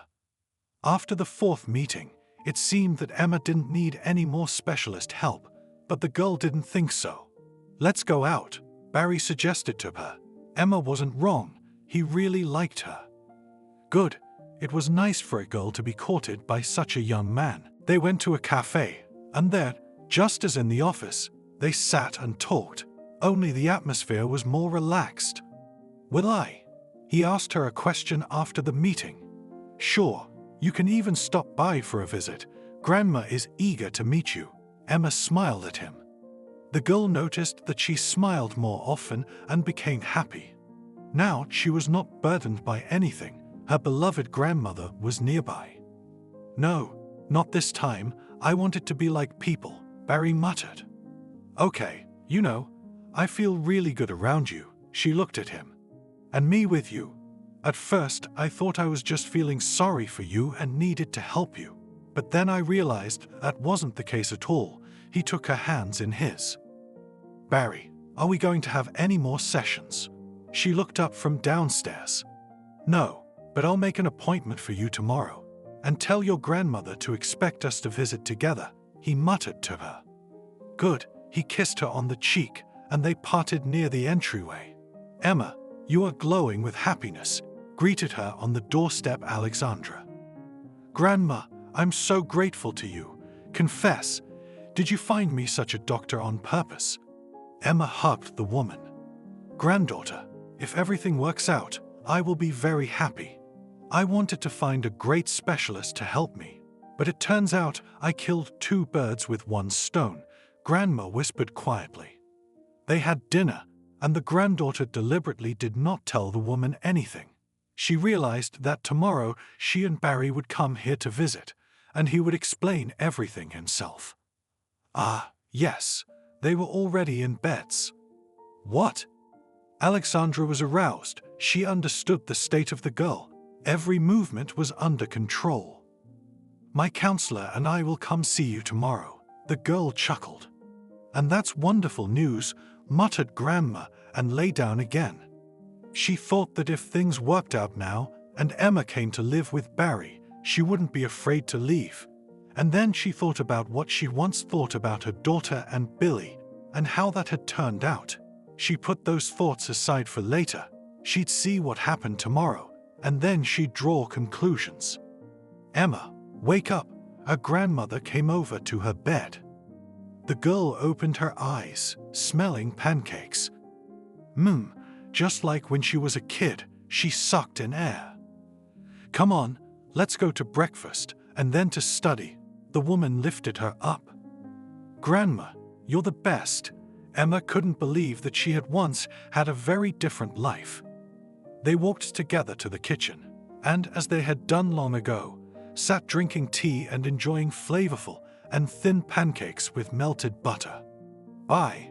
The girl kissed her grandmother and left the apartment. After she recovered at school, she was unrecognizable. Not only that she began to communicate completely differently with her classmates, but also her studies improved. No one understood what had happened to the brat Emma used to be. Home again after school, Emma knew her grandmother was waiting with lunch and then to meet Barry, who had done it all to her. "I came in, she was in the apartment. And I'm waiting," shouted Alexandra from the kitchen. "What's that delicious smell you're smelling?" Emma washed her hands and went into the kitchen. Getting ready for tonight, she pointed to the oven. "I never doubted you." The granddaughter kissed her grandmother again. They had lunch. The girl changed her clothes and went to the place where they had arranged to meet Barry. "Hey, how long have you been waiting?" He rushed to the girl. "No, just recently arrived," she confessed. "This is for you." He handed her a beautiful bouquet of white roses. "And who's this for?" She pointed to the large barred flowers he had in his other hand. "What do you think? I'm a man and I go to visit women." He winked at her. "Grandma." Emma made big eyes. "What did you think I was gonna bring her?" He was waiting for an answer. "I don't know. Anything useful," she laughed. "Okay, let's go." He pulled her by the arm. "Let's go." The girl was pleased. They quickly made their way to their grandmother's house, entering the entryway. "I'm worried. This is the first time this has happened to me," Barry exhaled. "Oh, you're about to see her now, and you'll immediately realize it's all for nothing." She opened the doors and they walked in. "Children, hello." As if she heard them, a woman came to the door. "These are for you, very nice, Barry." The young man held out the flowers. "Thank you, I'm Alexandra." She breathed in the scent of roses. They made their way to the hall, and it was there that Grandmother set the table. "How cozy and delicious it smells here," Barry said. "You haven't tried anything yet," Emma whispered to him. "Everything will work out in time." The woman was happy. She took the plates and began to put on various delicious things. "Oh, I feel like I'm going to walk out of here a few pounds more today," laughed Barry. "Come on, you," laughed Grandma, and finally sat back down. "Alexandra, I'd like to talk to you about your granddaughter." He looked at Emma. "Of course, I'd like to bring it up too." The woman stopped talking because she really wanted to know what and how their relationship was going. "It's a pleasure to talk to her." He took Emma's hand. "And I think we're serious, don't you?" Of course, the girl blossomed with happiness. "What did you decide?" Grandma was ready to cry. "I think we'll keep in touch for now, but I'm ready right now to pick her up in an armful and carry her away to hide her from the world, so that no one else will ever hurt her or do anything wrong." Barry pressed Emma against him. "If my decision is needed, I'm all for it. It's high time to get my hands on this beast," Alexandra laughed. "Then it's settled. I rent an apartment in your city. We can come to live with me." He looked at one and the other. "Why, Emma has a lovely apartment where she lived with her parents," said, and then a startled-looking grandmother looked at her granddaughter. "It's okay," she gestured to her. "No, I don't agree with that. I've got some savings, and I don't think Emma would be happy living where her family died," Barry said and squeezed the girl's hand. "What do you suggest?" Emma's the one who got in on the conversation. "We can sell this very apartment. I'll add on, and we'll buy a bigger one." It was obvious that Barry was determined. "I don't mind." Emma was happy. "That's the deal," clapped Grandma's hands. After everything was cleared up, they sat for a long time. Barry explained some things that interested Alexandra. Then he got ready to go home. "Be sure to come again." The woman saw off what she thought was her future son-in-law. "Bye." Emma kissed him innocently. Granny retired to the kitchen. She couldn't wait until Emma got there to help her wash the dishes. "Well, finally," she turned to her granddaughter. "Well." The girl's eyes were shining. "Whoa," showed Grandma a thumbs up. "Grandma, I'm happy." She hugged the woman. "Look, of course, this may look wrong right now, but I'm going to say it nonetheless." Alexandra looked into her granddaughter's eyes. "What is it?" She tensed up. "I was the one who almost forced your mother to marry Billy, and now I'm telling you to do the same." The woman lowered her eyes to the floor. "You realize that this is my opinion now, and no one forbids me to fulfill what I want," cried Emma. "My darling, I love you so much, and I want you to be happy, and Barry is just the man to give you that happiness." Grandma cried with her. "It's settled then." They stood together again, the woman thinking, if her mother couldn't give her all that warmth and affection, she and Barry will make up for it. From that moment on, the sale of the apartment began.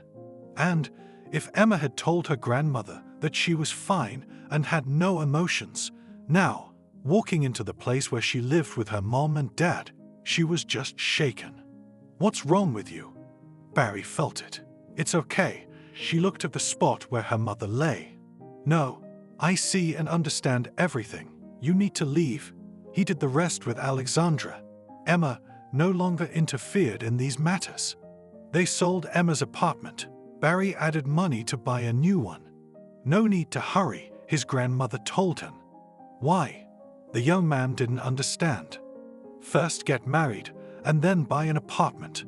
Things happen in life." She turned away. "What do you mean?" Barry didn't understand. "That's it, I won't say anything else." The woman walked away from him. "Emma, will you marry me?" He held out the ring to her. Of course, he could not have asked. She took the box. They continued to meet. Only now the young man began to visit Alexandra's apartment more often. Grandma made sure the young ones had everything like everyone else.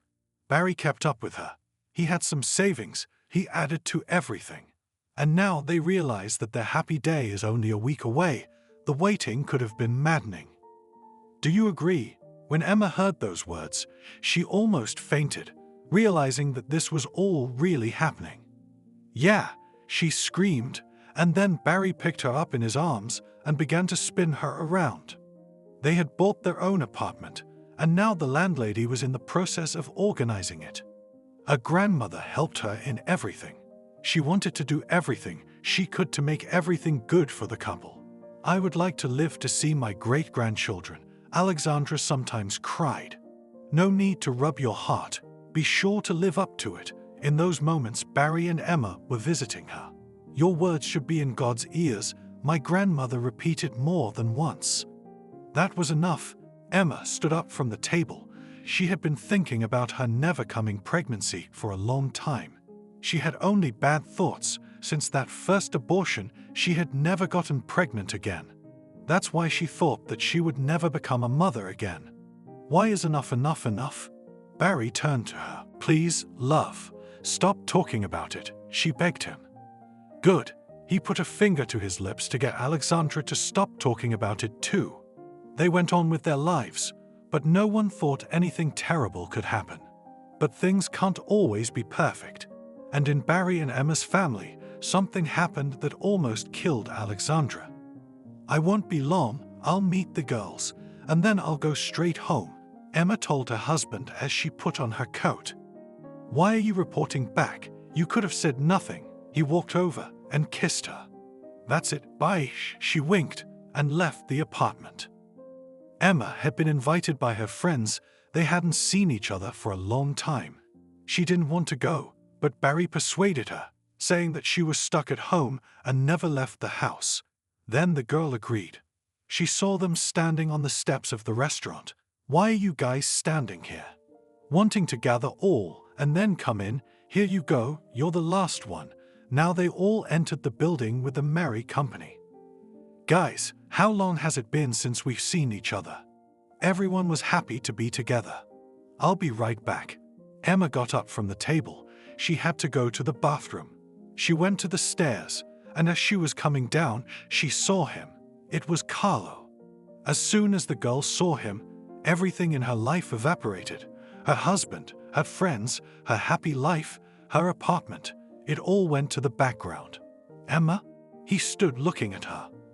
Carlo, hi. She came very close to him. You okay in here? He didn't know what to do or say. Actually, I don't live far away. She looked at him. Yeah, I didn't know. I just got here.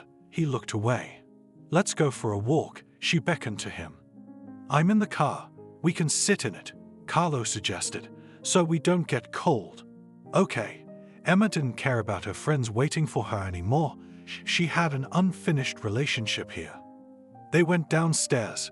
Outside, the girl's phone was ringing, but she didn't answer it. And even though it was Barry, right now all her thoughts were on Carlo. How are you doing? How are you living? He asked her.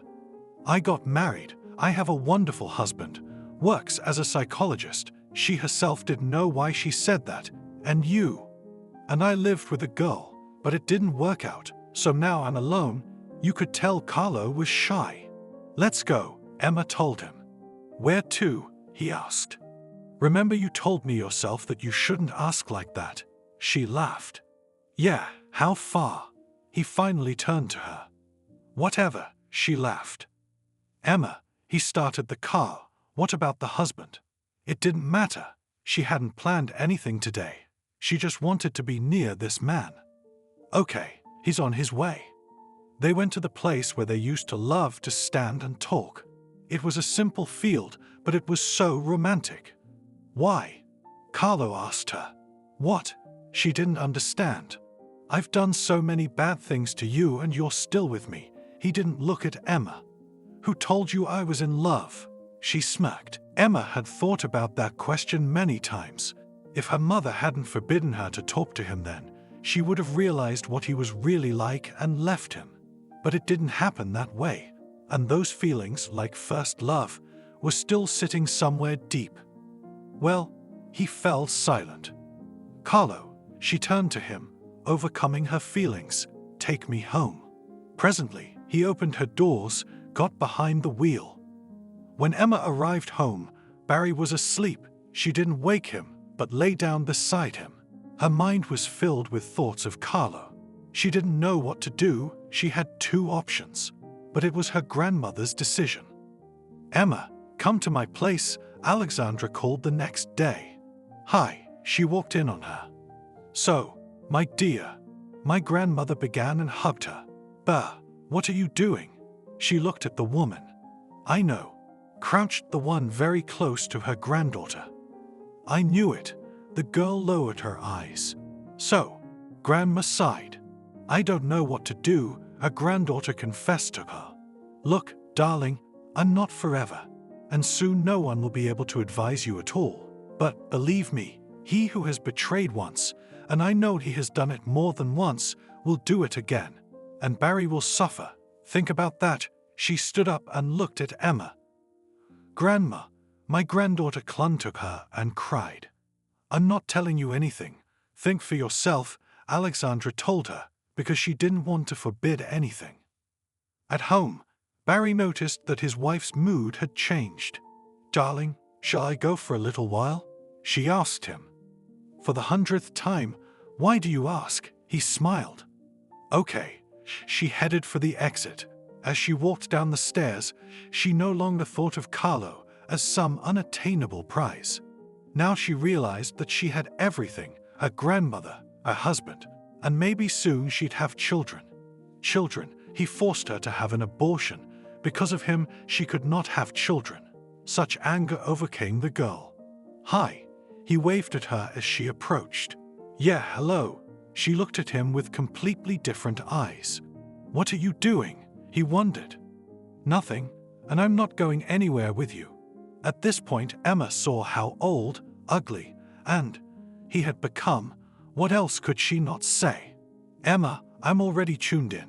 He said something else, but the girl wasn't listening to him anymore. She was heading back home.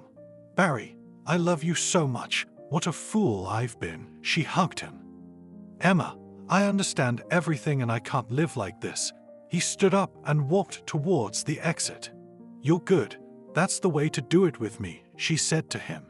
And when the door slammed, the girl just fell to the floor and howled like an animal. The next day, Grandma came in. She comforted her, stroked her head, said nice words, but nothing could help Emma. "Call him," Alexandra said. "I can't," cried the granddaughter again. "Dial, you'll see, he'll understand." The woman squeezed the girl's shoulder. "Okay," she agreed. That evening, when Emma was home alone, she picked up the phone and dialed Barry's number. "Hi," she said guiltily. "What did you want?" His voice was so distressed, it was scary and hurtful. "Forgive me."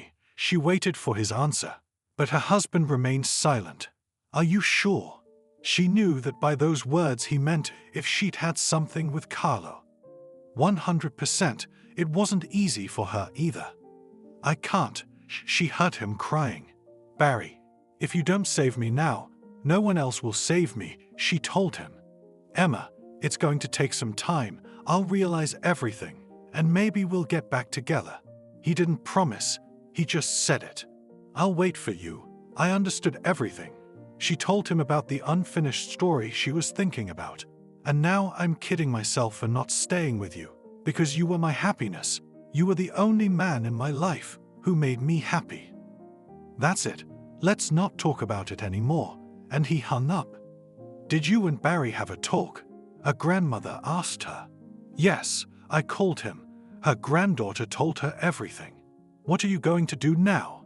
Alexandra didn't understand her. "Can I stay at your place?" Emma asked, realizing she couldn't do it alone in the apartment. "Of course. Why would you ask that? Just get the things you need and come over." Grandma was always willing to accommodate her. Emma continued to study. Now her grandmother, as before, woke her up in the morning, fed her delicious breakfasts, but even this was no longer pleasing. "What's the matter with you, tell me?" Alexandra told her when she saw her sour face. "How could I do that? I had the best man in the world, and I just lost my happiness," she said. "Don't worry, you'll be fine." Grandma believed it. It had been almost a year since they'd broken up, and no matter how many times Emma called Barry, he either didn't pick up or just hung up. Now she was just thinking that she had to do something about the apartment, split it up or sell it to make things fair. Emma, hi. She saw him outside the house when she went out to study. What are you doing here? Tears rolled down my eyes and started streaming down my cheeks. I get it, I realize it, I love you, I believe you, he hugged her. Barry, she threw herself on his neck. Let's go home, the husband whispered in his wife's ear. They arrived, spent a few unforgettable days. All this time Emma did everything for her husband, and he did everything for her. It could not but please her. Sweetheart, why don't we go to Grandma's and tell her everything? Emma asked. Of course, he hugged and kissed her. I love you, she pulled him against her. And as he spun her around just as he had the first time. When Grandma found out that they were back together, she couldn't find a place to sit. She kept saying that she should have been warned. She would have cooked something. But now she was welcoming guests with an empty table. Grandma, we are so happy that we don't need any food, her granddaughter told her. Barry, it's been 3 months since they got together. What's the emergency? He threw his bag down because his wife had called and asked him to come right away. Look, she showed him a fan made of small strips. What's that? He didn't understand at first. You bought them yourself. She was almost jumping for joy. Tests? He grabbed a few, all of which had 2 strips on them. Call Grandma right away. Tell her to get ready. He grabbed her in an armful. I sense you're hungry, laughed Emma. Very much so. He kissed her. Grandma, if you last another 7 months, you'll be a great grandmother, Emma said quietly into the phone. This can't be. Come, I'm putting the goose in the oven, the woman almost shouted. We shall be in the evening. Emma shifted her gaze to her husband and kissed him with one lip. I work as a journalist. My profession implies acquaintances and meetings with many different people. Unwittingly, I have witnessed a wide variety of destinies. Among all the stories, the most striking example of human transformation is Anthony's story. I was just starting my career as a journalist at the city television station. Sometimes, on my way out of work, at the nearest intersection I would meet a guy in a wheelchair, both legs missing. Anthony was in his 20s, begging for a living. What was it about him that caught my eye in the flow of people? Anthony had an interesting conversation with every passerby who gave him a few pennies. I was curious about what this guy was talking to passersby about. One day I approached him and put some money in his box. He thanked me and I smiled back. As I was about to leave, this guy stumped me with a question. Girl, please tell me, how can a guy like me succeed in life? I really want to live a full life, and I have no idea how to do it in my case. But I believe that there are much more kind people in the world, and they can help me with their advice. I was a little taken aback by the surprise. I looked at the guy carefully and saw his eyes burning. His eyes definitely said that he was not going to give up to the difficulties of his fate. I don't remember what I said to him, but he thanked me and said that I was a very interesting person and that Anthony would be happy to be like me someday. Such a touching confession was also the first time in my life that I had ever heard it. For the next few days, this guy's question never left my mind. I really began to think how a person with very limited abilities can achieve success in our difficult world. Since that day, the issue of personal and professional realization of disabled people has become one of the topical issues at my work. I prepared many stories on this topic. I'd asked Anthony's question to many successful and influential people. All of them responded with some general phrases about the need not to give up, to look for opportunities, and to apply to some organizations. But I knew for a fact that Anthony didn't mean that. Anthony meant not just some kind of employment. He was striving for full personal realization, which even not all absolutely healthy people can cope with successfully. For some time, I made it a habit to approach Anthony to slip him some money and tell him something that could be useful for him. But after a while, Anthony stopped showing up at the usual intersection. I looked for him in all parts of town, but I never saw him again. Life went on as usual. I was distracted by other issues, and the problems of the disabled gradually receded into the background. But every time I came across similar topics at work, I remembered Anthony, and it was really important for me to know how his fate turned out. The next time I met Anthony was when I had given up hope of finding him somewhere at a crossroads. I was invited to a business forum in a neighboring city. There were tons of entrepreneurs, bloggers, and journalists there. I gave a speech. The event went on with its dull program.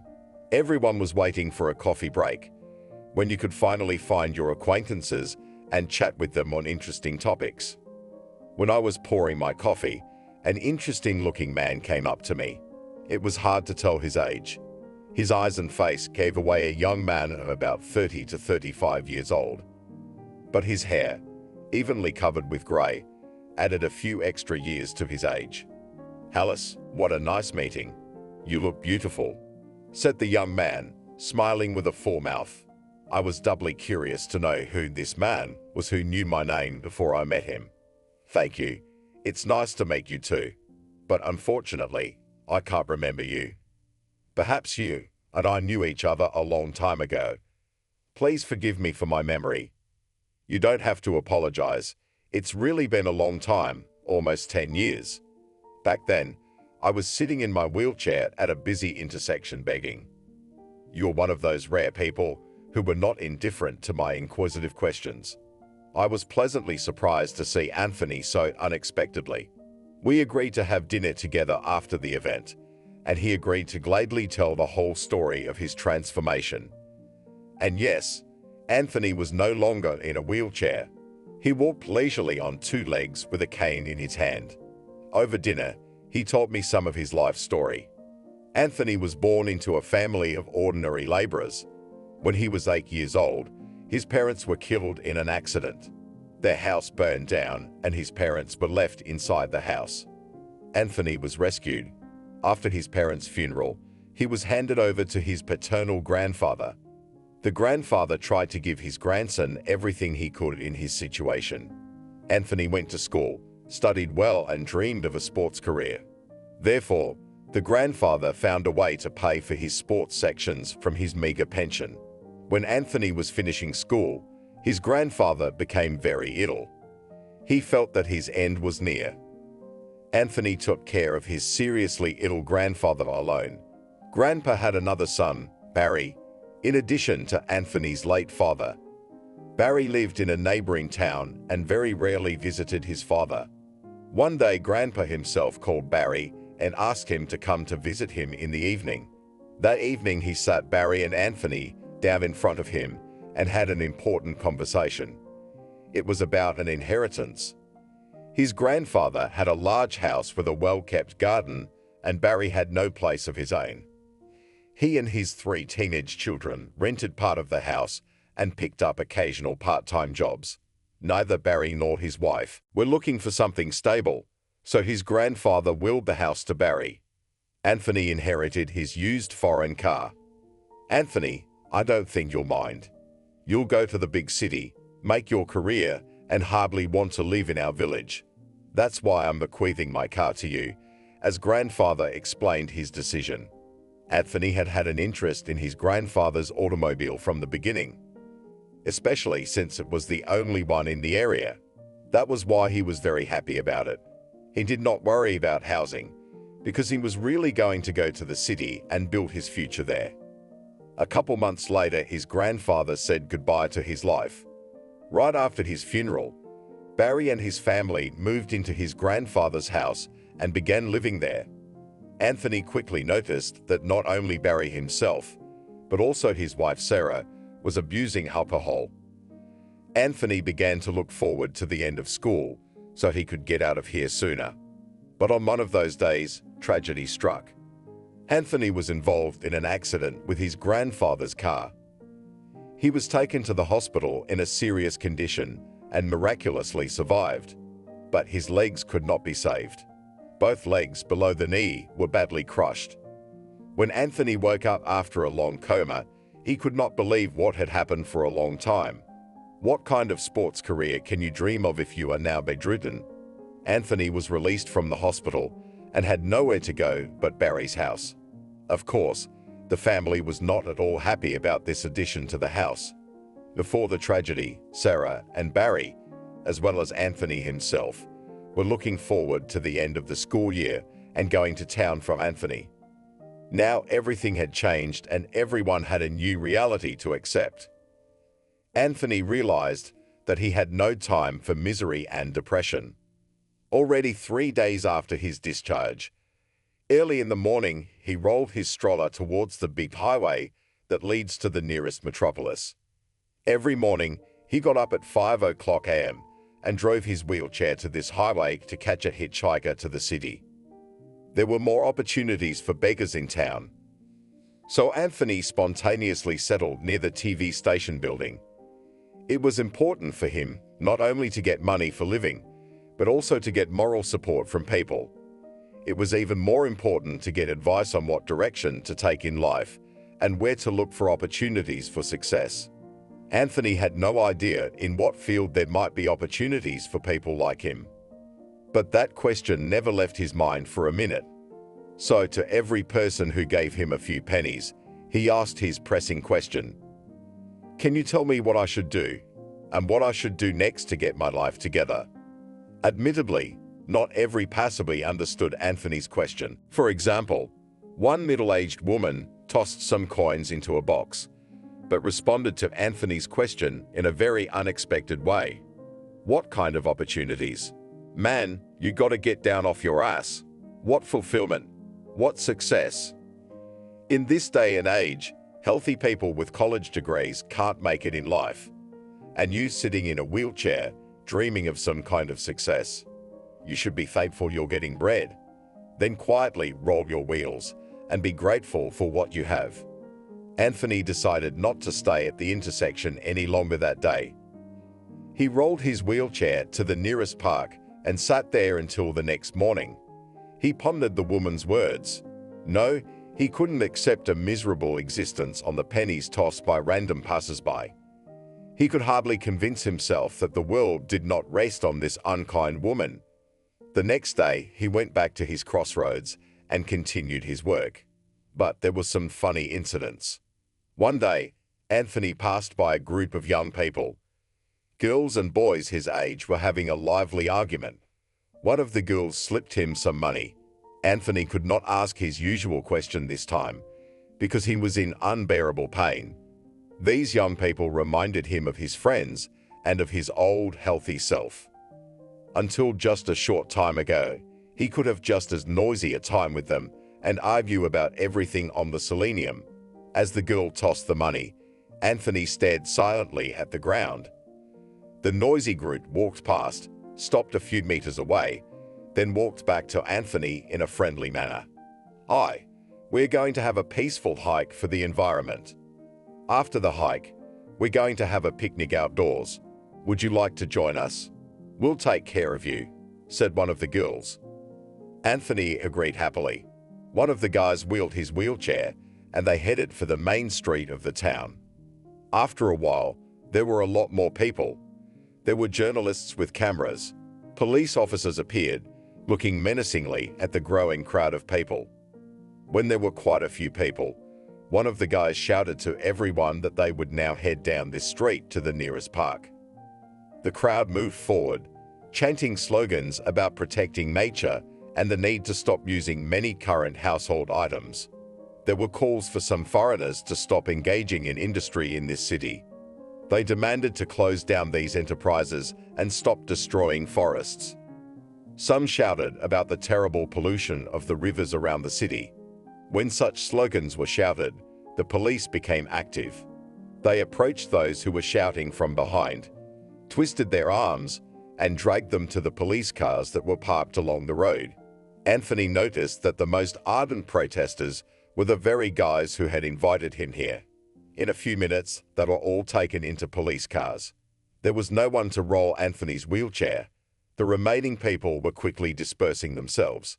Anthony pulled off to the sidewalk, decided to rest a bit, and then leisurely returned to his workplace. At that moment, two policemen approached him and asked him what the purpose of his being here was. Anthony told it like it was. The policeman rolled his wheelchair to one of their cars and told him not to go anywhere. They went somewhere else. The first squad cars filled with troublemakers started to leave. Two cops returned about a half hour later. They checked Anthony's ID, asked a lot of questions. Anthony answered all the questions as they were, without lying. Then one of them lifted Anthony out of his wheelchair and put him in the police car.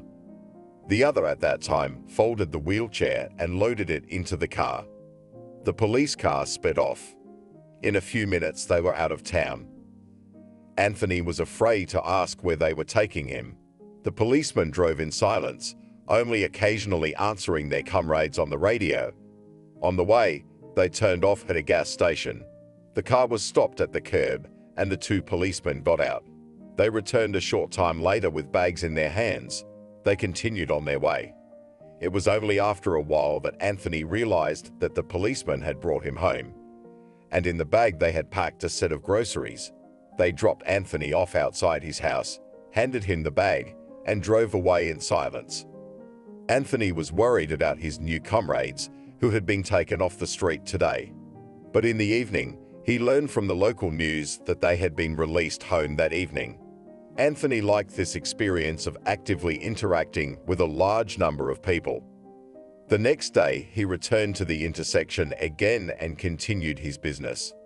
Now, he had more topics of conversation with passers-by. However, still not everyone was ready to listen to him and give him advice as he expected.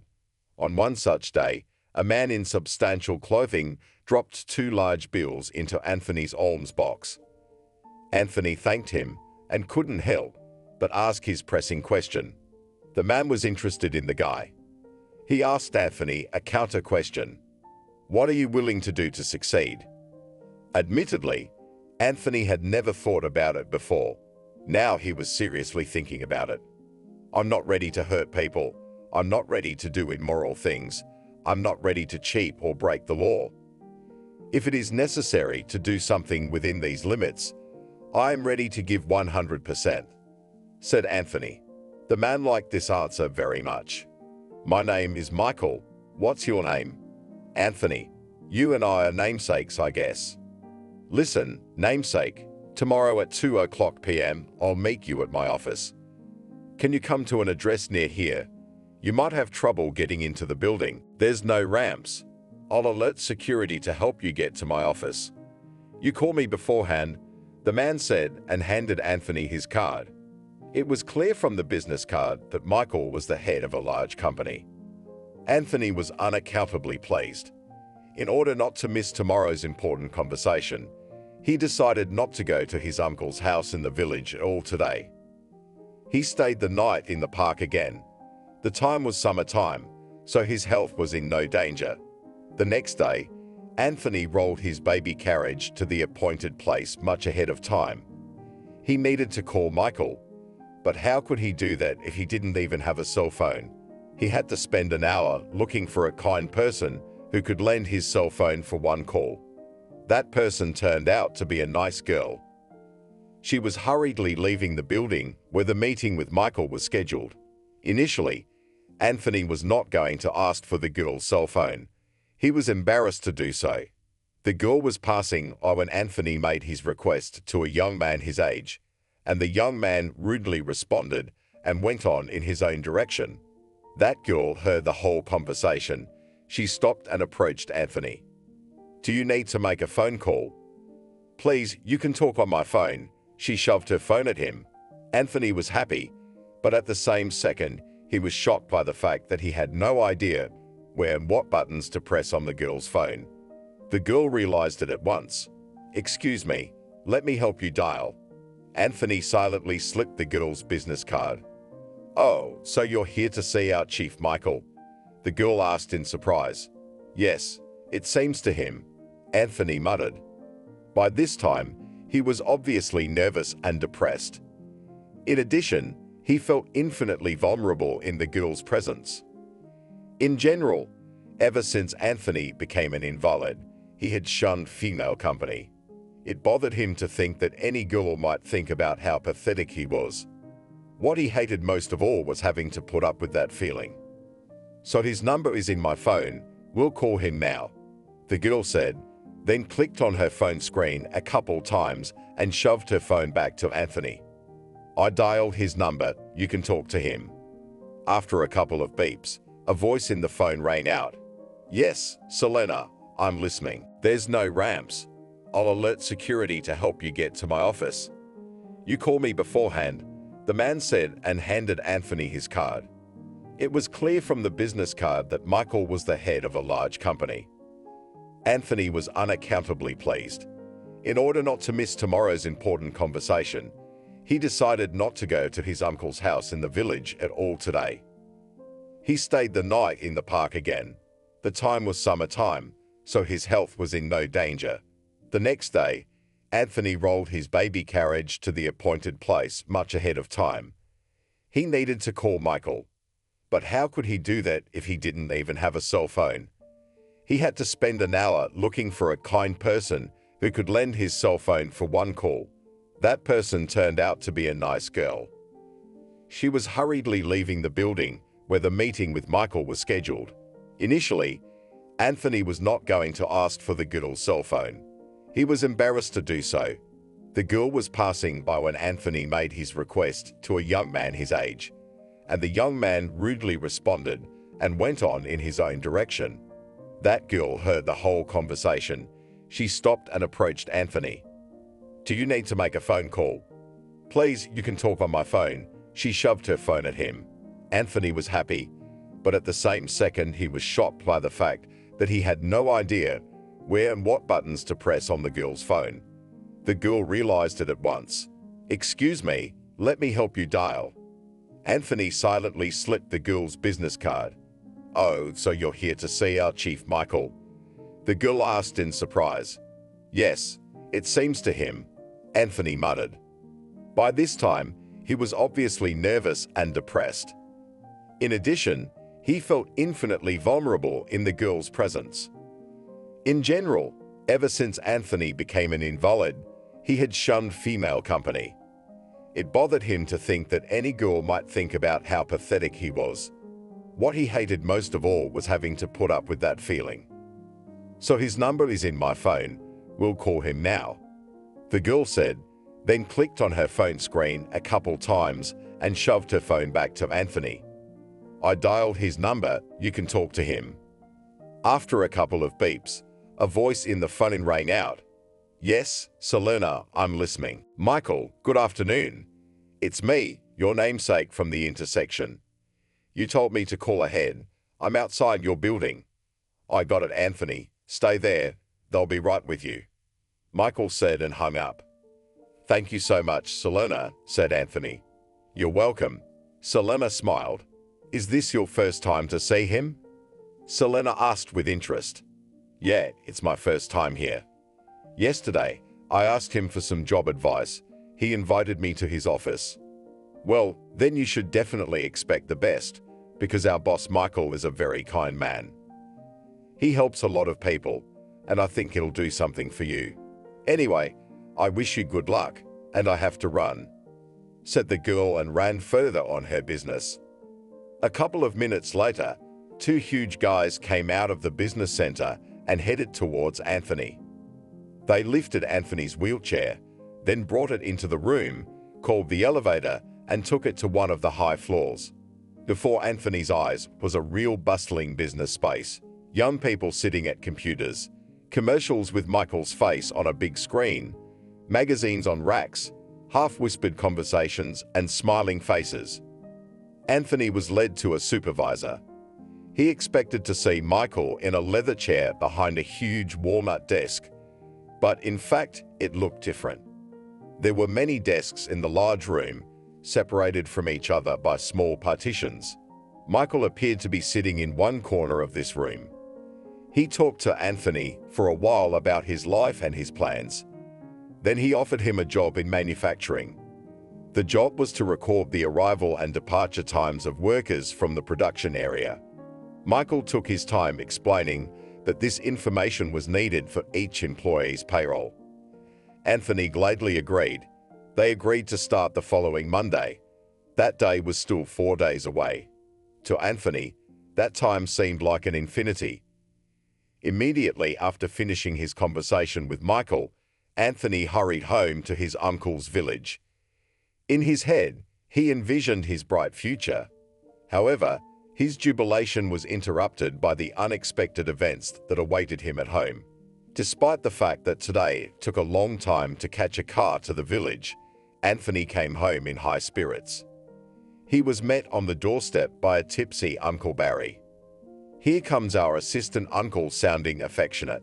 Usually he was gnarly to Anthony or could come up with a couple of phrases only when necessary. Anthony understood perfectly well that it was such a silent signal that he was superfluous in this house. And his wife Sarah didn't talk to him about anything at all. But today it seemed different. "Oh, hi, Anthony."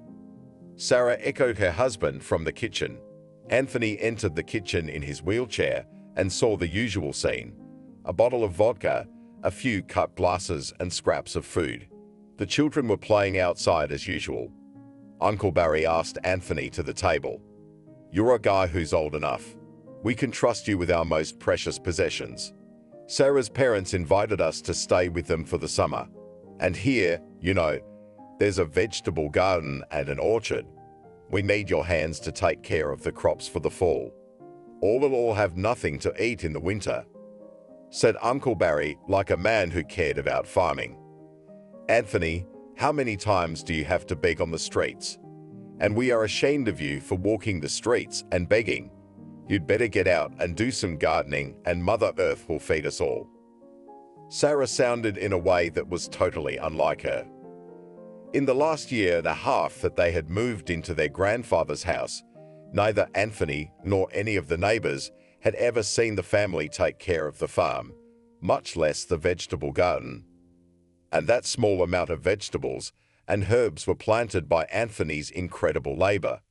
And that was because he expected that in the near future he would live in this house. But soon it became clear that his uncle and his wife would not let him stay here for long. And today, apparently, something had changed in their plans. "You go ahead there, wrap up your business, and set yourself up to be the master of that house for the whole summer," said Uncle Barry. "I actually got myself a good job. I need to get on with my life, not be a burden to you," said Anthony. "What kind of a job is that?" Barry's on a roll. People with education and brains can't find a decent job in our country. "Where do you want to go?" Barry poured himself a full glass of vodka and held it in his hand.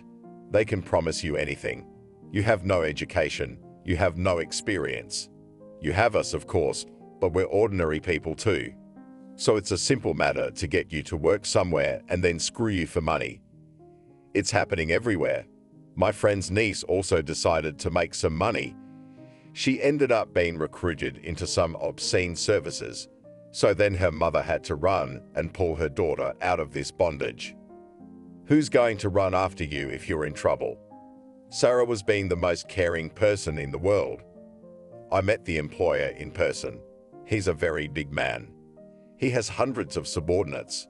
He said it was enough for me to sit at the computer and note the time each employee came and went," said Anthony. "Well, if that's the case, of course. Uncle and Auntie are little people. You can ignore their requests. They did get you out of that selenium though, didn't they? They nursed you back to life, and they're still nursing you today. But none of that matters when there are other big people in the world. Come on, you get on with your life. Gratitude isn't about you." Uncle Barry has now turned to pressure. Anthony sat staring at one point. Why did this family have plans at this particular time? If he fell for their entreaties now, he would miss the opportunity to get a decent job. If he didn't do it now, his uncle and his wife wouldn't let it go. And Anthony really does depend on them for a lot of things. He can't even get soap off the shelf on his own. Although, until today, these people have not really bothered to take care of Anthony. Eventually, The entreaties smoothly devolved into a heated argument. Barry and Sarah at some point stopped choosing their expressions and even turned to outright threats. Anthony even suggested that they lock up the whole house and go wherever they were going. He promised to live the summer in the backyard, arriving in the evenings and leaving in the mornings. For some reason, the relatives insisted that he stay home all the time while they were away. Anthony ran out of patience when his uncle turned to accusations against his late father. "You're already as selfish and stubborn as my brother was when he was alive. You couldn't get snow from him in winter either. You've got the same genes, and your nephew's gone the same way." Barry continued to resent him. "If you don't do what we want now, we'll have to be kinder to you too," Sarah said. Anthony knew what she was talking about. He had heard the phrase that an invalid in the house was an unnecessary burden many times. In the end, it was agreed that Anthony was choosing his new job and a new place to live. Without waiting until morning, Sarah, staggering from alcohol, threw Anthony's clothes and personal belongings out the window. Uncle Barry remained seated at the table in the kitchen, unable to stop himself from airing his grievances against his long-dead brother. Barry and Sarah's children were watching everything that was going on. With great effort packing his belongings into his old gin bag, Anthony spent the night in the backyard of the house. The next morning, in his usual routine, he headed to the intersection. He needed to make some money to get by until he got his first paycheck. No matter how hard it was from such an unworthy act of his relatives, Anthony was glad in his heart that he had made a choice in favor of his own decision. He spent the remaining few nights in his favorite park. There was definitely difficulty with the most basic of needs. Anthony had always had a craving for cleanliness, but life on the streets didn't allow for proper cleanliness. He had made an extraordinary effort to draw water from the irrigation fountains in the park and wash his face with it. As for the cleanliness of his clothes, he had no solutions. On the eve of his first day of work, Anthony failed to fall asleep on a park bench. He was anxious and kept imagining himself as part of a large team. The prospect of receiving his fair wages gave him a lot of anticipation. On his first day of work, he rolled his wheelchair to Michael's production area well ahead of the start time. Fortunately for Anthony, it was relatively easy to get around in and around the building with a wheelchair. There were ramps at the entrance, and then a fully automatic transfer from elevator to elevator. Anthony's workstation was at the very entrance where the turnstile stood. He had his own large desk and a modern computer. Behind the desk was a comfortable upholstered chair. On the first day of work, Michael himself introduced Anthony to the staff. "May I have your attention, please? This is our new employee, Anthony. Please love, honor, and respect. He will be sitting at the timekeeping desk. If you see that Anthony is having any difficulty in performing his duties, may you be honored to help your fellow employee. It strengthens our team spirit, and it is very noble and humane," said Michael. After these phrases, Anthony got rid of unnecessary anxiety.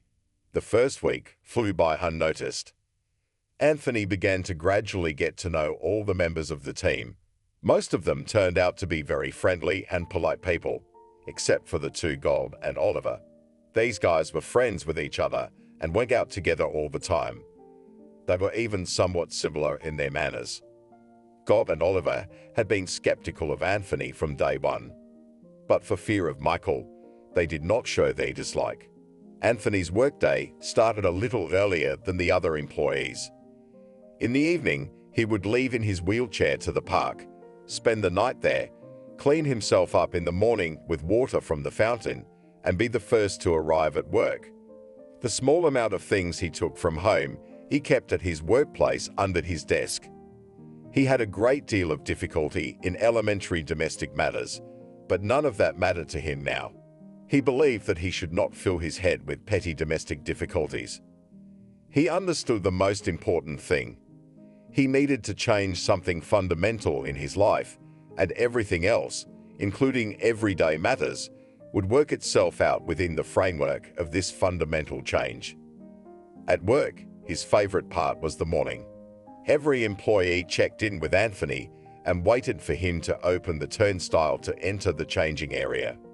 Food was produced here, so the controls were very strict. This morning had prepared him for an unexpected pleasant surprise. The workers at the control point had accumulated several people. Anthony tried to flag and pass everyone as quickly as possible. Each of them gave his name and surname. Anthony gave them the right to pass on. It was the turn of the next employee. Anthony did not take his eyes off the computer monitor, as he was still not well versed in this part of his job. "Next," said Anthony. A pleasant female voice sounded at the desk. Anthony looked up and saw in front of him the same girl who had kindly provided her cell phone to contact Michael about 2 weeks ago. Anthony had been glad then that such nice people worked here, but now it turned out he had forgotten about Selena. Do you work here too? Do you remember me? And did I ask you for the phone the other day?" Anthony seemed to lose control of himself and kept talking out of turn. "Yes, Anthony, I remember you. I even know we're colleagues now. The main thing is not to be afraid of anything, and you will succeed. If you've already marked me, I'll go now," said the girl with a charming smile and quickly left in one of the technical rooms. Anthony noticed that his mood had shifted in a completely different direction. It was as if he had been transported to another reality, where none of his problems existed, but only Selena with her divine smile and pleasant voice. The working days passed quietly and without much difficulty.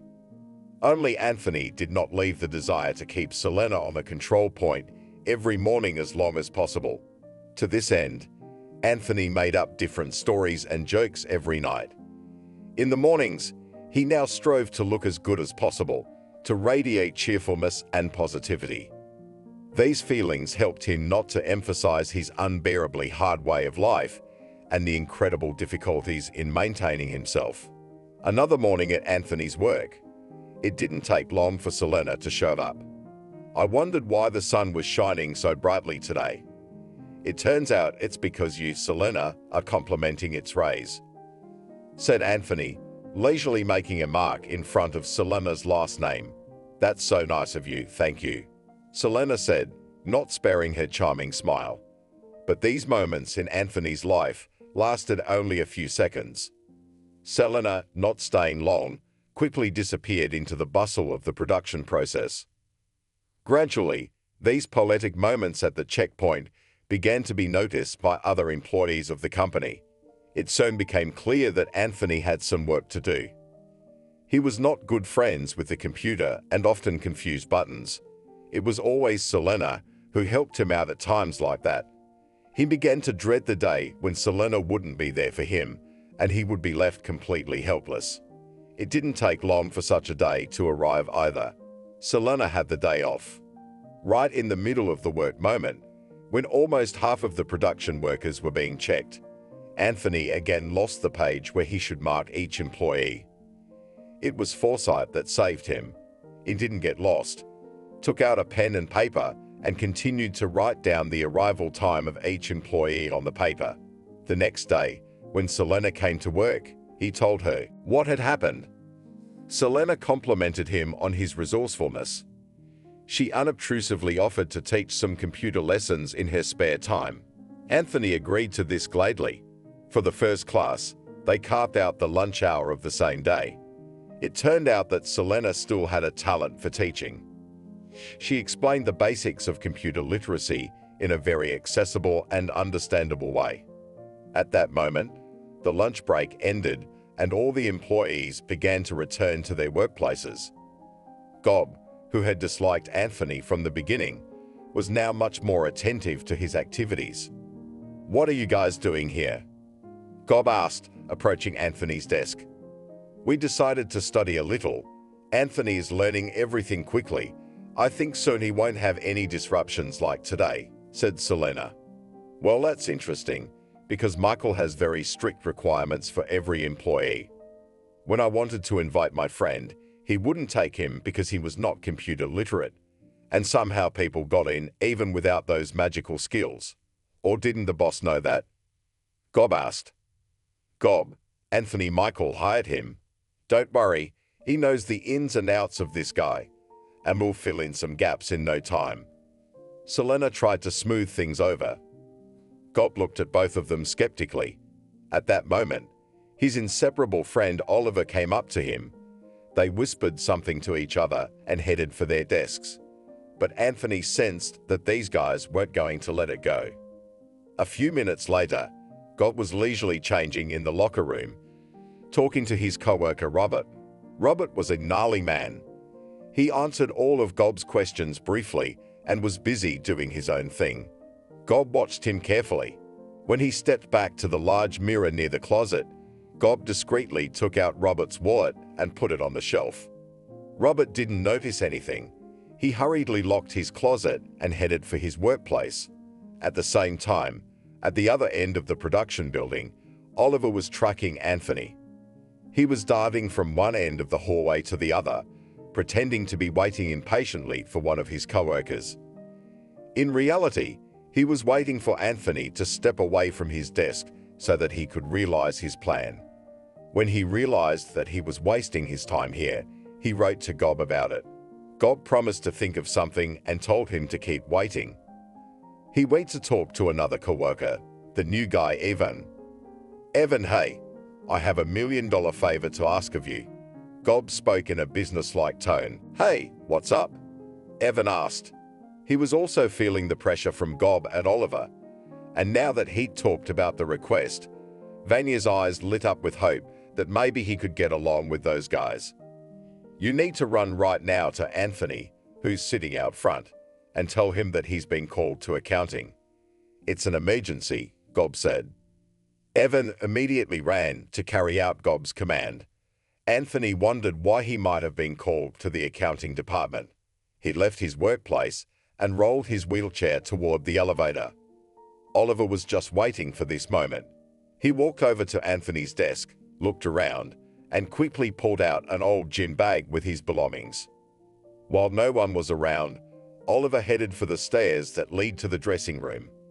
Oliver didn't make it to the bag in time.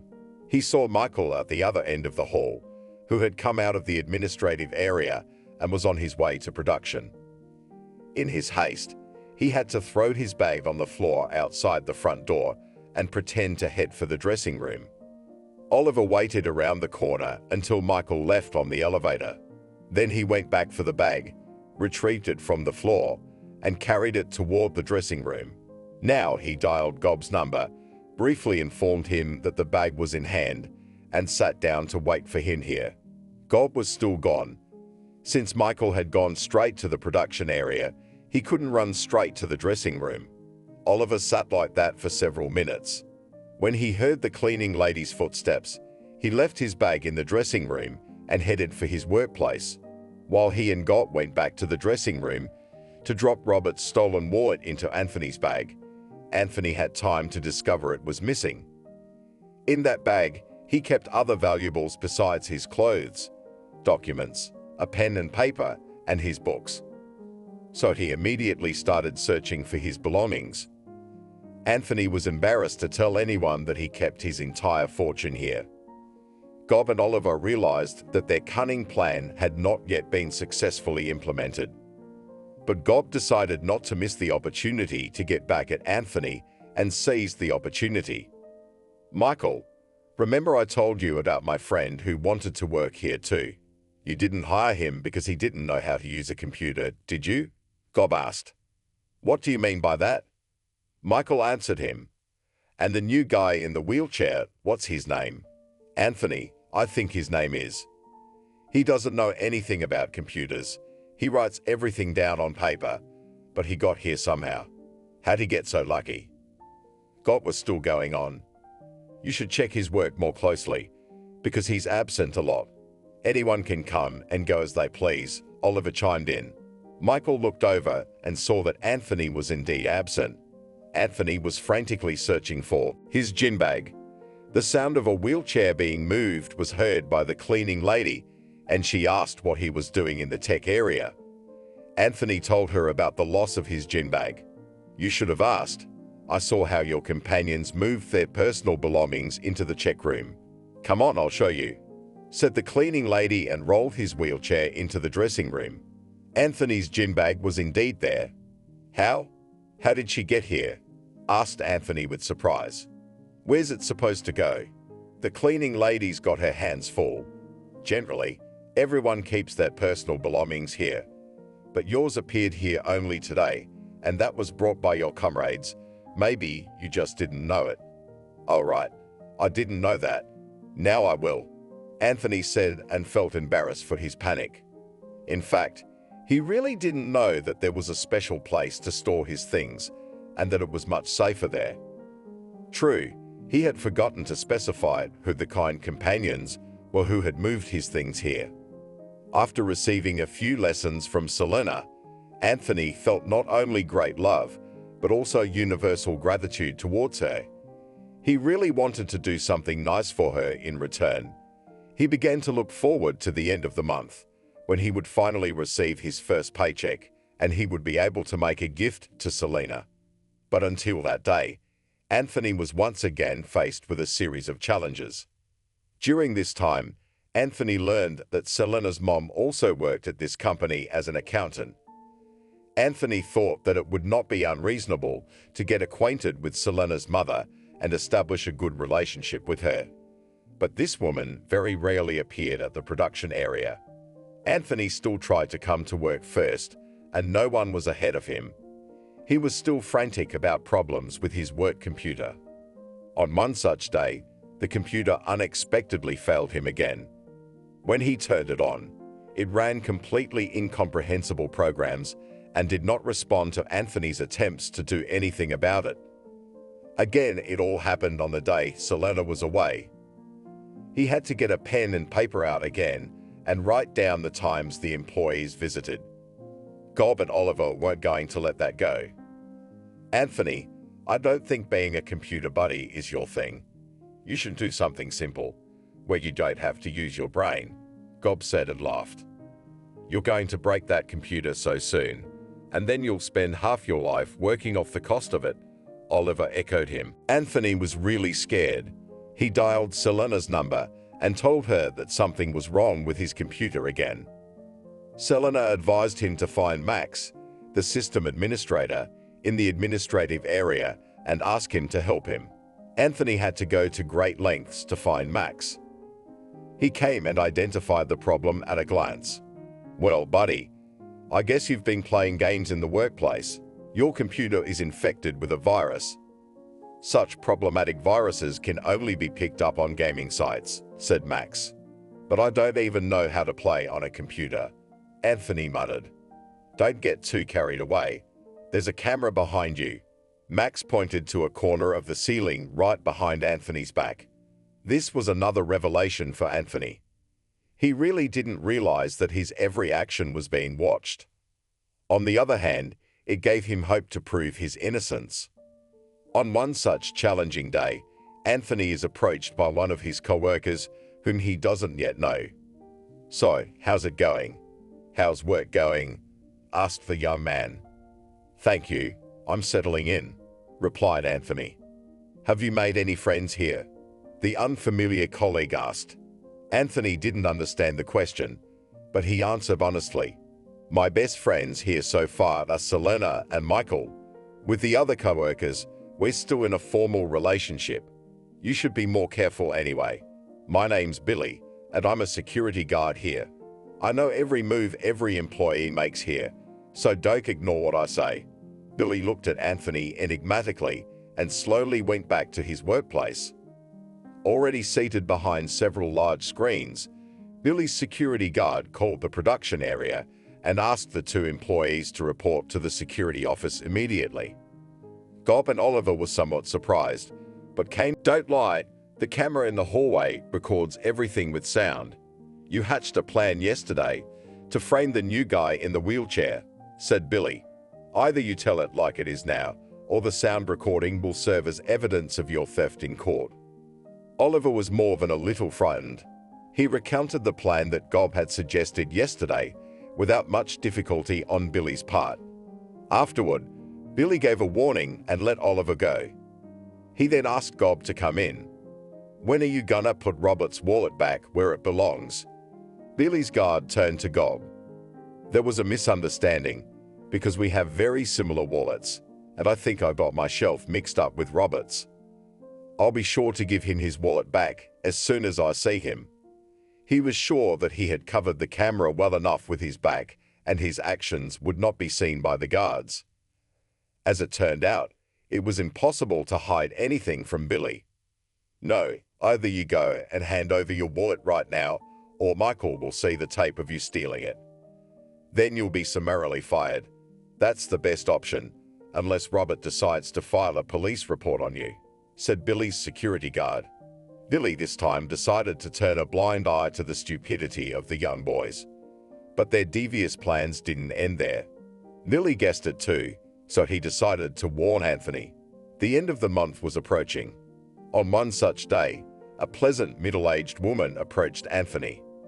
"Anthony, is that you? I need a monthly time schedule for payroll," said the woman. Anthony turned the monitor of his computer and put a stack of papers next to it, where he wrote down the schedule by hand. "What kind of joke is this?" the woman exclaimed. "Do I have to make a monthly schedule myself? I won't accept it like this. You have exactly 2 hours to enter all these papers on the computer and submit them to me," the woman said and left. Anthony began the work process. No matter how hard he tried, he realized that he was running out of time. In his haste, he pressed the wrong button again, and again his work stalled. While he was trying to fix the problem, the bookkeeper came down to him again and demanded the schedule at the ready. "Jessica, so our coworker crashes this computer every day. Maybe it makes sense for him to actually work manually." Gob showed up from somewhere and started commenting on everything. "How does it break? I thought he didn't enter the data because of a network glitch." Jessica waved her hands. "You can ask your daughter Selena how many times she's helped him out. Last time, Max spent half a day digging around to get his computer up and running. I think it's already broken." Oliver ended up here with his comment too. "Well, if the computer does seem broken, Anthony will work it out of his paycheck," said Jessica. "Yeah, 3 months without a paycheck, and he could close his damage to the company." Anthony and Oliver chuckled among themselves. The time was approaching evening, and Anthony had not yet finished making the time schedule. The employees, who were preparing to receive their paychecks today, began to whisper among themselves. Some of them managed to go up to the accounting department and find out the reason for the delayed paycheck. Of course, the accounting department said that the paycheck was delayed because of Anthony's slowness and irresponsibility. Anthony decided to stay the night and finalize the schedule. During this time, Gob and Oliver stood near his workplace and told each employee the reason for the delayed paycheck. Colleagues who had recently been courteous had instantly turned into embittered and violent people. Someone even threatened to complain to Michael and ask him to fire Anthony for not doing his job. Seeing all this commotion, Selena came to Anthony's rescue again. She too stayed late after work and helped to finalize the work schedule. "My mom at work is only so stern," said Selena. "She's actually a very kind person. Don't worry about the computer and all that stuff about you breaking it and working it off your paycheck. It's a common practice around here to keep the employees on their toes." Selena tried to calm Anthony down. After finishing the chart, Selena decided to take it with her and give it to her mother at home. "Don't worry, everyone will get their paychecks by lunchtime tomorrow and forget everything. And you should be careful with your computer, because someone has put viruses on it, right?" Selena said lastly. Indeed, Anthony's co-workers stopped hissing and getting angry at him after they received their paychecks. After lunch, Michael called Anthony over to him. He said that he had noticed Anthony's absence from the workplace several times and asked why that was the case. Anthony had to honestly tell the reasons for each time he had been excused from the workplace. He was now unable to hide the fact that he was actually living on the streets and had to deal with domestic issues at the workplace at times. Anthony revealed that he had to leave home the day he made the choice to take the job. Michael listened to everything carefully and felt sorry for the guy. He ordered that he was given a small corner in one of the technical rooms. Now Anthony lived at work. The conditions were much better than on the street, but he was terribly ashamed of it.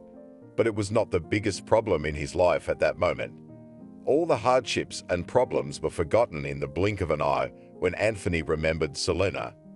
He never ceased to wonder how such a beautiful girl could be so kind and intelligent. Could it be that she had a crush on him too? Anthony was afraid to think about it, because he did not believe in the reciprocity of his feelings. What kind of healthy, beautiful and young girl could love a wheelchair-bound invalid and absolutely unsettled in life? These thoughts made him put his declaration of love for Selena on hold for a while. One of these days, as usual after the end of the working day, all the employees hurriedly went home. Gob and Oliver were among the first to leave. Today, Gob was in an upbeat mood. He left the workplace first and returned a few minutes later, but with a beautiful bouquet in his hands. Anthony didn't pay attention to such details at first, but Gob had gotten his way. "Anthony, is Selena out yet or not?" Gob asked. "Not yet. Do you think she'll like the bouquet?" Gob lifted the bouquet in front of Anthony's eyes and began to show all sides. Well, the bouquet was indeed magnificent. "Is it for Selena?" Anthony found himself at a loss. "Yeah, who else would it be for?" "Not for you. Selena's the best-looking girl here. I've got big plans for her, and I hope I get lucky tonight," Gob said, showing off his unpleasant, boorish smile. Anthony felt like he'd been splashed with cold water. How could it be? Selena was so refined, so well-mannered and quiet. This Gob is completely out of her league.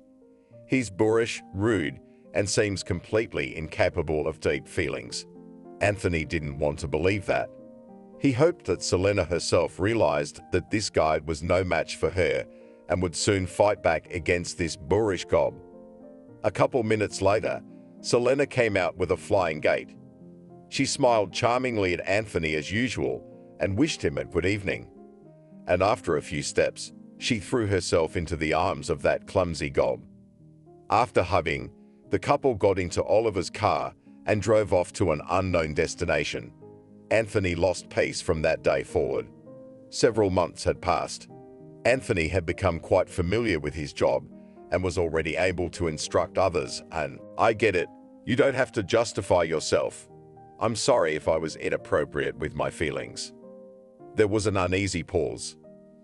Selena had a really hard time choosing phrases so as not to offend Anthony, and at the same time not to feed him false hopes. Anthony realized this too, and managed to turn the conversation to other topics. They never returned to the subject again. Anthony's goal now was to forget this girl. He didn't want to live an illusion anymore. True, it was difficult to do this when Selena was constantly in front of his eyes. Selena, in turn, also tried to somehow smooth over this difficult issue. She knew that Anthony was always reading books. A couple days after the conversation at the coffee shop, she gave him a stack of new books. They were all motivational in nature. Anthony liked this gift very much. The focus of his attention gradually began to shift from Selena and Gob to himself. Suddenly he remembered that he knew how to use the internet. Selena had taught him, especially now he had a modern cell phone that could transmit everything in the world. On one of these days, he has a dream. In this dream, he sees himself as a little boy. Anthony's parents were alive and by his side. Anthony sits between them in a green clearing. There is a thick layer of snow lying around, but it quickly begins to melt under the rays of the bright sun. Anthony and his parents are trying to make out a flock of birds flying through the sky. Anthony is sure that these birds will bring something important to him. The flock suddenly begins to land not far from his family. Screams could clearly be heard. Anthony could even make out their coloring. The birds have now completely surrounded him. Anthony keeps waiting for them to drop off their gift, but instead they swirl around his parents and take them both into the sky. Anthony screams after them, cries, and runs to the edge of a high cliff. But the pack has already disappeared behind the mountains without a trace. Anthony realizes he is lost. He finds himself in a completely unfamiliar area. Only in the distance, he sees a crowd of hard-working people. Now he decides to get to these people and ask for help. But suddenly he finds himself as he is now without both legs, and the wheelchair is not around. So Anthony crawls towards the people. Suddenly someone in the crowd comes running towards him. He's holding a small piece of paper in his hand.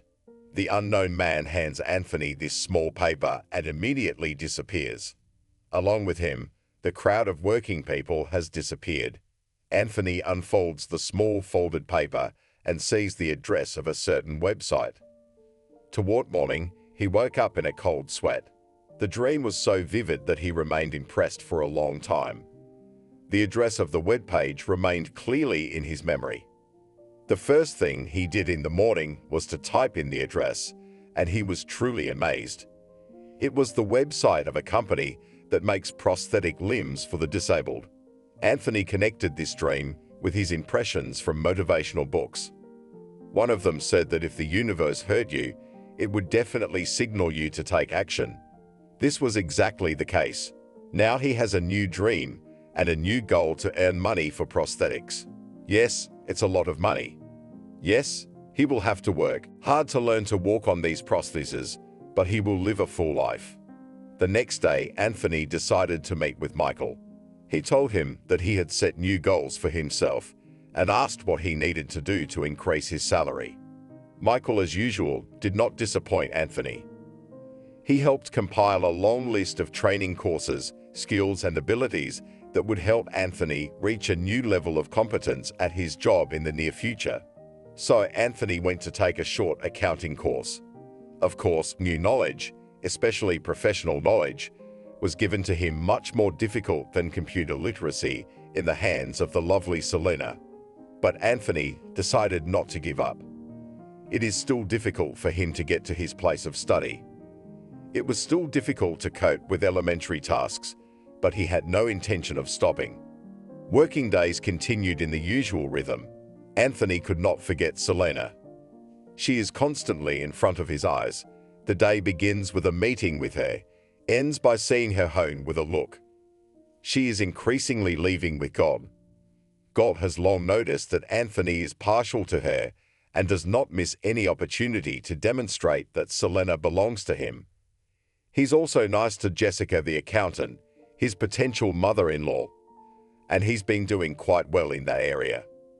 Jessica, who used to be good to Anthony, had become cold to him lately. Anthony didn't notice it right away. That day, out of habit, he was in a hurry to turn in his timesheet for the month. He took the elevator to Jessica's office and knocked. "Jessica, good morning. I'm all set. Come on in." Anthony rolled his wheelchair with great difficulty to the accountant's desk and put the papers on the table. Jessica first looked at the papers, then glanced at Anthony. "What's the rush? You're always in a hurry. You have a strong desire to please everyone, and it's going to play tricks on you. I didn't tell you before, but you have 100 mistakes in every document." Jessica said it with undisguised irritation. "What about the mistakes? Why didn't you tell me right away?" Anthony was surprised. "Because I've been fixing everything myself. I thought you'd start getting into your work. I hoped you'd be good at it, but you're not." "Anthony, it's really hard for you. Maybe you should think about doing something else. I've heard you can make a good living shining shoes in the underpass. I think you wouldn't have any problems there," said Jessica. Anthony staggered back. He felt like he'd been splashed with cold water again. Jessica had always supported and praised him before. But what had happened now? Why had she decided to hurt him so badly, so bluntly suggesting that the best life for him was the street? Anthony realized that it wasn't about the papers at all. So he didn't argue, left the papers on the desk, and rolled his wheelchair back to his workplace.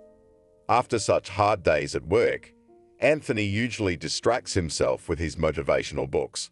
They allow him to paint in his head a whole new life where he is a complete and accomplished person. Only within this image can Anthony dream of the most important, loving, and beloved loved ones. He is sure that in his current position, no one needs him. Indeed, every person in his life, sooner or later by his actions, makes this clear. The exception so far is Michael, and Selena, of course. Although she could not love Anthony, but she did not deprive him of her friendly support. Anthony realizes that even these people cannot endlessly provide him with their care and understanding. The worst part is, someday these people might also hint that Anthony is giving them trouble. Then he will definitely lose meaning and direction in his life. The new work week started with positive news for the team. Everyone was discussing the news that God proposed to Selena. She accepted his proposal, and they scheduled the wedding in the coming days.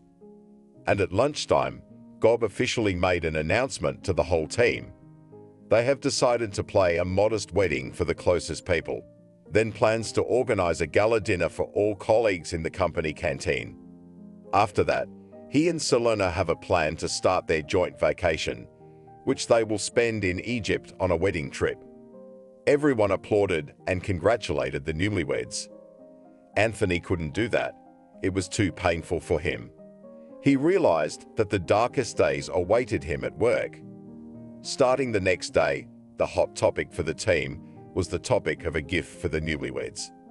The next morning, when all the employees crowded around Anthony's desk and to mark their names, Gob attracted the crowd's attention with his statement. "We promised we'd have a wedding surrounded by the people closest to us. Anthony, you're like a friend of the family. Here's an invitation for two, and you can bring a friend," Gob said, and put the beautiful wrapping on the table. It was an additional blow to Anthony. He didn't go to the wedding, of course. That day, when Gob and Selena were having a tea party for the whole staff, he made up a false excuse to take a couple of hours off from work. He spent that time in the park. Selena was well aware of all this. Gob also noticed Anthony's fidgeting and continued to act in the same way.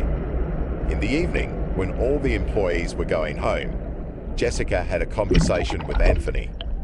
"You were invited to the wedding, but you didn't show up.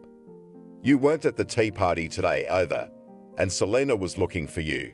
"Yes, I've been a bit busy," Anthony muttered. "Yeah, you've been getting a lot of business lately." Jessica took another jab for a reason unknown to Anthony. As usual, Gob was right there. "Jessica, I told you our Anthony has a career dream. He's working day and night, aiming for the top job. Look at him, studying accounting, and he's already sucking up to you," Gob said, pointing to the stack of books on Anthony's desk. Now Anthony's mind was making sense of everything. He remembered when Gob was always trying to see what he was studying at his desk all day. Apparently, Gob had gotten there and peeked at the textbooks. He decided to use that against Anthony and made up a story about him going straight for Jessica's accountant's job. At the same time, Gob used it as an excuse to woo his potential mother-in-law. Anthony was devastated by the meanness. The only true option in his case was not to react to all these attacks. He himself did not notice that he had already learned a little to withstand such situations. But the fact that people can do you evil in advance, even when you do not intend anything against them, was difficult to digest. Anthony had to go through this lesson alone. The next morning, all the production workers were surprised by Anthony's absence from the workplace. In the last 6 months since he had gotten a job here, there hadn't been a single day that Anthony hadn't and sat at his desk the very first. Lily's security guard asked everyone to self-check in on paper and leave everything on the desk. After that, Billy rushed to the technical room where Anthony lived in one corner. He was lying in bed almost unconscious and did not react to Billy's attempts to wake him up. "Anthony, goddamn it. Michael's gonna be at work any minute now. If he catches you drunk, You're out of here like a bullet.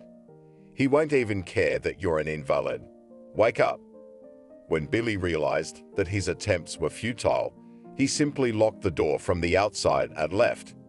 Billy told all the curious people that Anthony felt sick and decided to drive his wheelchair to the drugstore to get some medicine.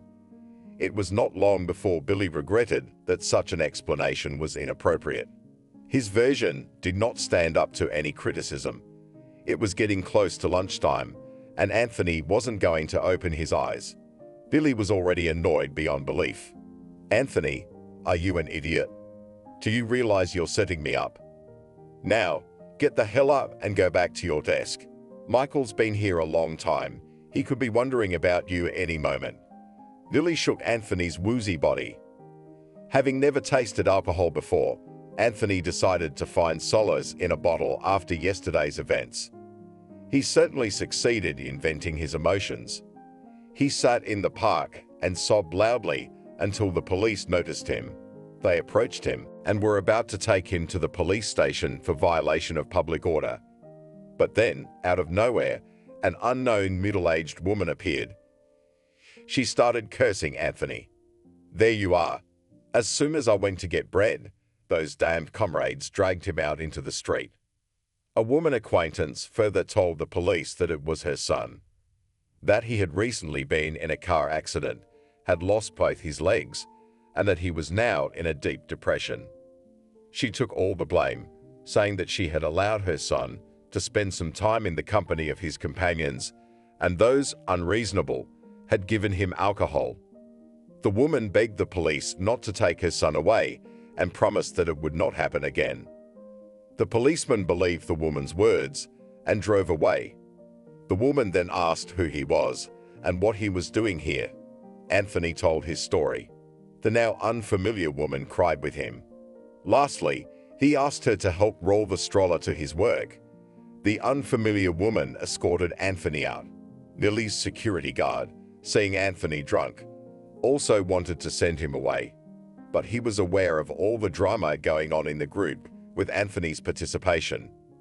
So he let the drunken invalid sleep in his corner, and now he can't wake him up. Later, Michael was really interested in where Anthony was walking around. Billy kept saying that he had gone to the drugstore. The time was nearing evening when Anthony opened his eyes with great difficulty and looked at his watch. And then he remembered his work, but the door was locked. He started banging on the door with all his might. Billy's security guard, whose workplace was at the other end of the building, couldn't hear the banging. Michael, however, was passing by. He went to the door, reached for the handle, and asked, "Anthony, what kind of trick is that? Who locked you in here? We've been waiting all day for you." "I'm sorry, Michael. I promise it won't happen again. I swear to you by all the saints. I showed weakness yesterday, but it was the first and last time." Michael seemed to realize what had happened and called Billy's security guard.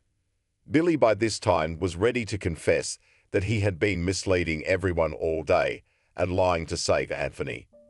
Michael later sat Anthony and Billy down in his office and asked what punishment they thought would be fair for their transgression.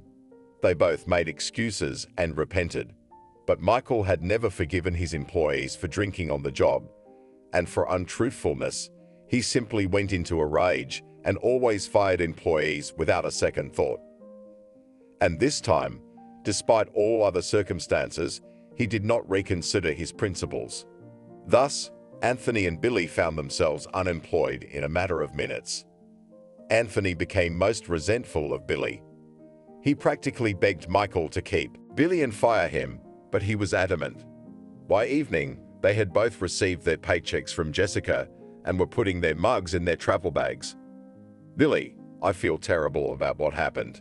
I don't even know how to make it up to you. You did the manly thing to me, and it let you down." Anthony was now racked with guilt. "Come on, it's no big deal. I was thinking of quitting myself. They offered me a good job the other day, and I was hesitant. Maybe I belong in the new place. We'll see how things play out." Billy said in a calm tone, "I'm all right. I've got my hands and feet. I live with my mother. She feeds me, does my laundry and cleans up. What are you gonna do? Lily asked. I'll probably go to the park. Where else would I go? Said Anthony. How can you live on the street? Come to my place. My mother is kind. She won't kick you out. You don't plan to live like this all your life, do you? Finish your studies, get a new job and figure out a place to live, Billy said. Anthony had his doubts. He is very afraid of making other people uncomfortable. After he was fired from his job, he felt doubly bad. Even though he felt gratitude to a person, he could show himself in a moment of weakness. But he had already promised 1,000 times that he would never drink alcohol again under any circumstances. Lily's mother received Anthony without much joy. Lucy, in spite of her advanced age, worked from morning till evening, in between managing to create a cozy home and feed her grown-up son Billy. At dinner, she inquired about Anthony's future plans.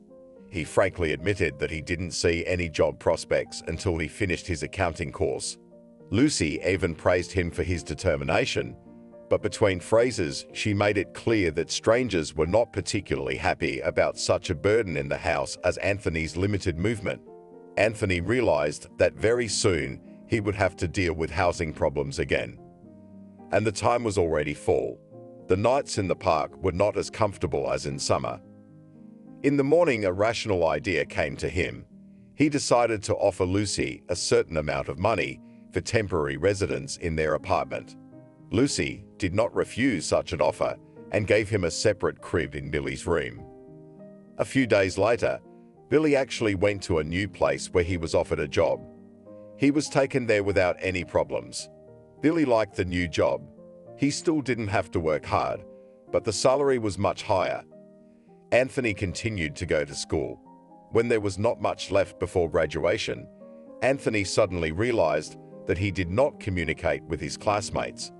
They are very intelligent, evolved and determined people. Plus, they must be just as driven as Anthony. From the first day, each of them tries to support Anthony in every way possible, helping him to get to and from the classroom. A close acquaintance with any of them has not yet taken place due to Anthony's fixation on himself. And so he finally got to talk to some of them today.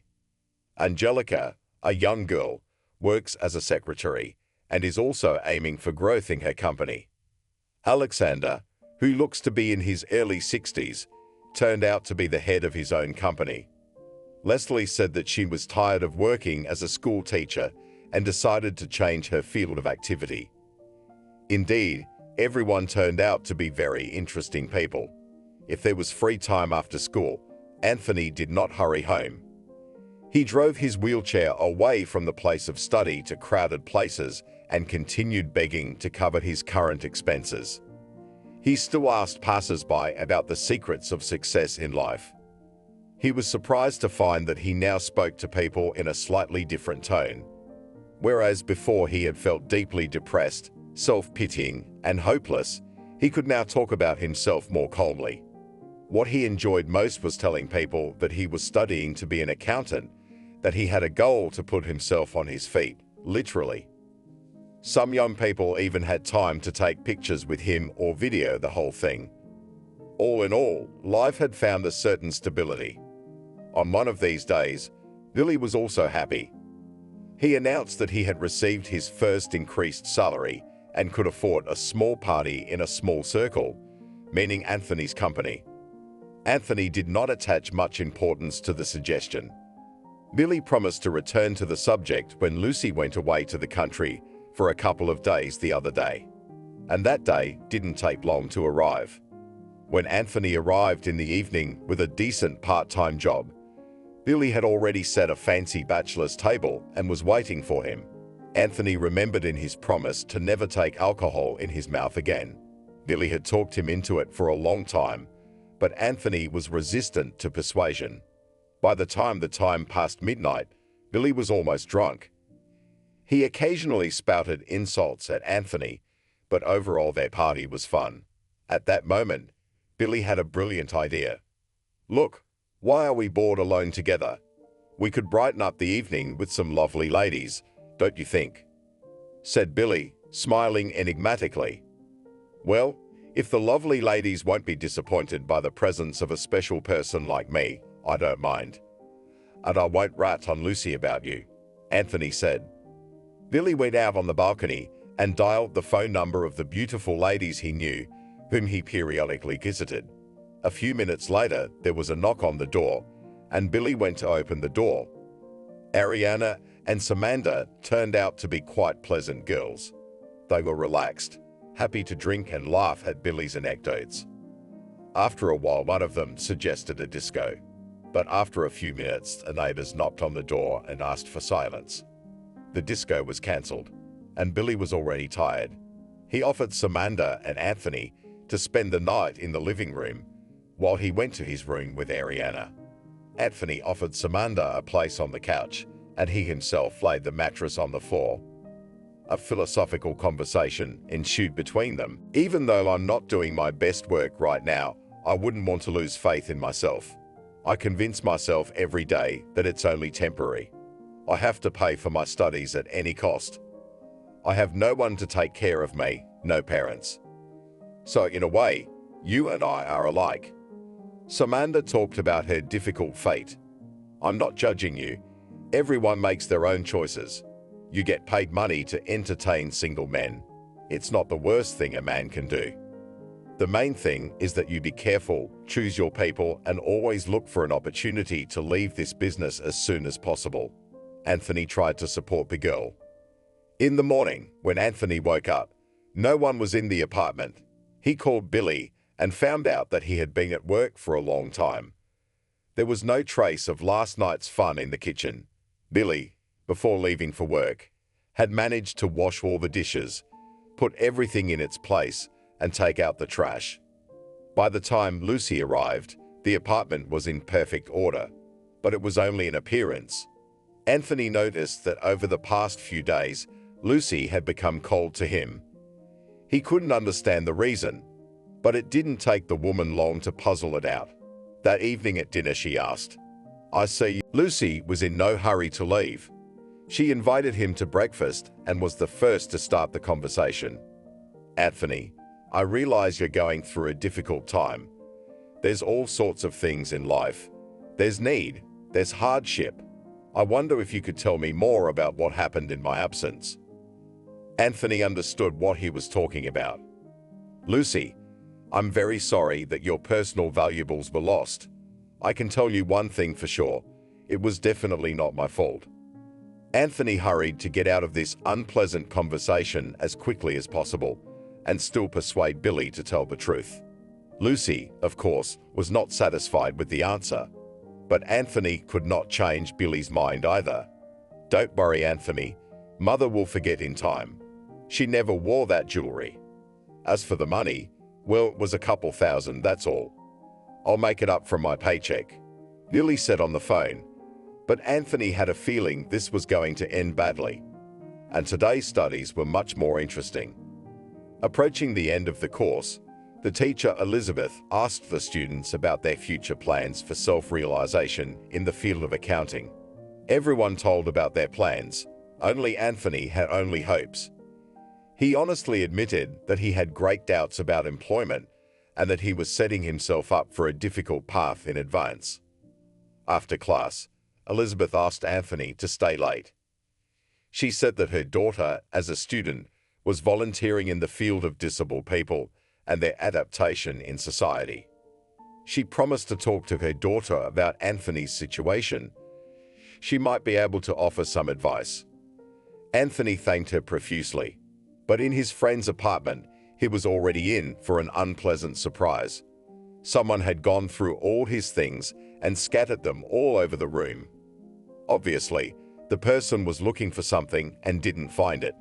Anthony immediately realized that it was Lucy who was angry. He now had no doubt that she suspected him of stealing jewelry and money. Anthony didn't wait for Billy to return from work.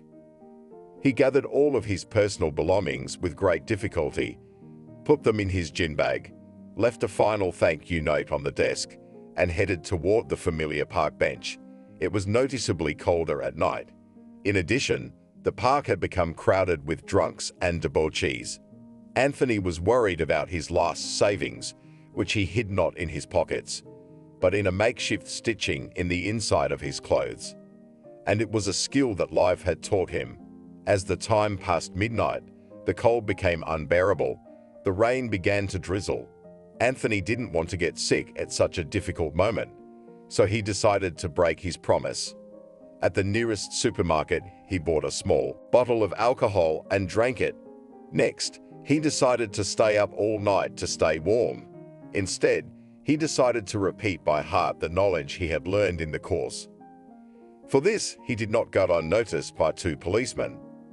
Seeing a drunken cripple in a wheelchair, the policemen did not ask a lot of questions, loaded him into their car, and brought him to an institution. At this establishment, he was questioned in detail about everything, his documents were checked, and he was brought to a small room where there were several other men with disabilities of different ages. Anthony only realized then that he had been taken to a shelter for the disabled. He liked it here. Now he has his own bed with clean linens again. The residents are fed 3 times a day. During the day, they have physical training, do some simple intellectual activities, and most importantly, people with disabilities find understanding company here. The residents were very curious. Anthony noticed that here people don't talk much about their past, but they can finally dream together freely, discuss their plans, and give each other useful advice. His new friends praised Anthony for his eagerness to learn a challenging new profession. Here came the day of the end of the course. All trainees were presented with certificates of completion and wished success in their realization. At parting, Elizabeth told Anthony that her daughter wanted to talk to him. Anthony gave his phone number and began to look forward to the call. Cecilia called the same evening. Anthony, good evening. My mother Elizabeth told me about you. I, in turn, have told my friends about you. Some of them are interested in meeting you in person. Write down your address and please come by Tuesday morning at 11 o'clock. Ask for Harvey. He'll be waiting for you there. Anthony thanked Cecilia profusely and now looked forward to Tuesday. It was only half a day away. Harvey turned out to be a pleasant young man about Anthony's age. He gave me a little tour to start with. The most progressive representatives of our youth gather here. Most of them are still students and even school children. But all of us are united by one thing: to believe in our dreams and to go to them. And when there are like-minded people around, it is easier to achieve your goals, isn't it? Harvey talked about everything with enthusiasm. Indeed, in various offices, young people were working at large tables, some of them discussing their projects. In the cozy kitchen, there was also a group of young people sitting around, discussing ideas over a cup of coffee. Anthony's eyes lit up. As a child, he had dreamed of working in such a modern building and surrounded by such energetic people. Anthony, we're told you took a course in accounting. I'd like to offer you the position of Assistant Chief Accountant. In this position, you will be able to learn the practical aspects without too much responsibility. Our company is interested in the growth and development of its employees. If you are interested, we will be happy to involve you in other projects over time. Anthony agreed without a second thought, and indeed, the team turned out to be very progressive. There wasn't a single person on the team who would plot against Anthony like Gob had done in his previous job. True, Anthony still had to make incredible efforts, but he saw their result. He was gradually moving towards success. Anthony has been working at his new job for 3 months now and is very happy with his new life. His dream of prosthetic legs is getting closer and closer. He continued to live in a shelter for the disabled. One day, Harvey called Anthony to his place and started an interesting conversation. Anthony, I see how hard you're working. I'd also know you have an important goal. If you've noticed, everyone on this team is committed to thinking outside the box. I'd encourage you to take a closer look at that approach. You can accelerate your dreams. And besides, your life doesn't end with prosthetics. It starts there. You need to want more. then you'll reach your current goals much faster. Anthony didn't really understand what Harvey was talking about, but Anthony liked his words and his vision of life very much. Have you never thought about starting your own business? Harvey asked. This is my wildest dream, only it's behind another dream. I can only begin to take decisive action by being able to walk on my own. You're still thinking in patterns. I would suggest that you ask the people who live with you in the shelter what they would like most. I already know they want a full life. Only for some of them it will remain a dream, said Anthony. In this case, you should strive to bring their lives as close to their dreams as possible. I think you'll find a better solution, said Harvey. For several days afterward, Anthony thought about these phrases. After much thought, he came to the conclusion that the suggestion to make life easier for other disabled people had a valuable basis. Anthony began researching various stories on the internet. He found many examples of people who unexpectedly lost the opportunity to live a full life and eventually found an opportunity to grow from it. Anthony decided to seriously engage in the development of various adaptations and household devices for the disabled. Studying different materials, he noticed that such things are produced only in some countries. Because of that, their cost in other countries is very high. When Anthony studied this issue even more deeply, it became clear that the production of such products does not require anything fantastic. Everything is made of ordinary materials. Now he hurried with his idea to Harvey. Harvey found the idea brilliant and asked the other guys on the team to help Anthony develop his own business plan. Who's going to give me money for my business? I have no experience. I have no assets to guarantee any compensation. Anthony continued to be in doubt.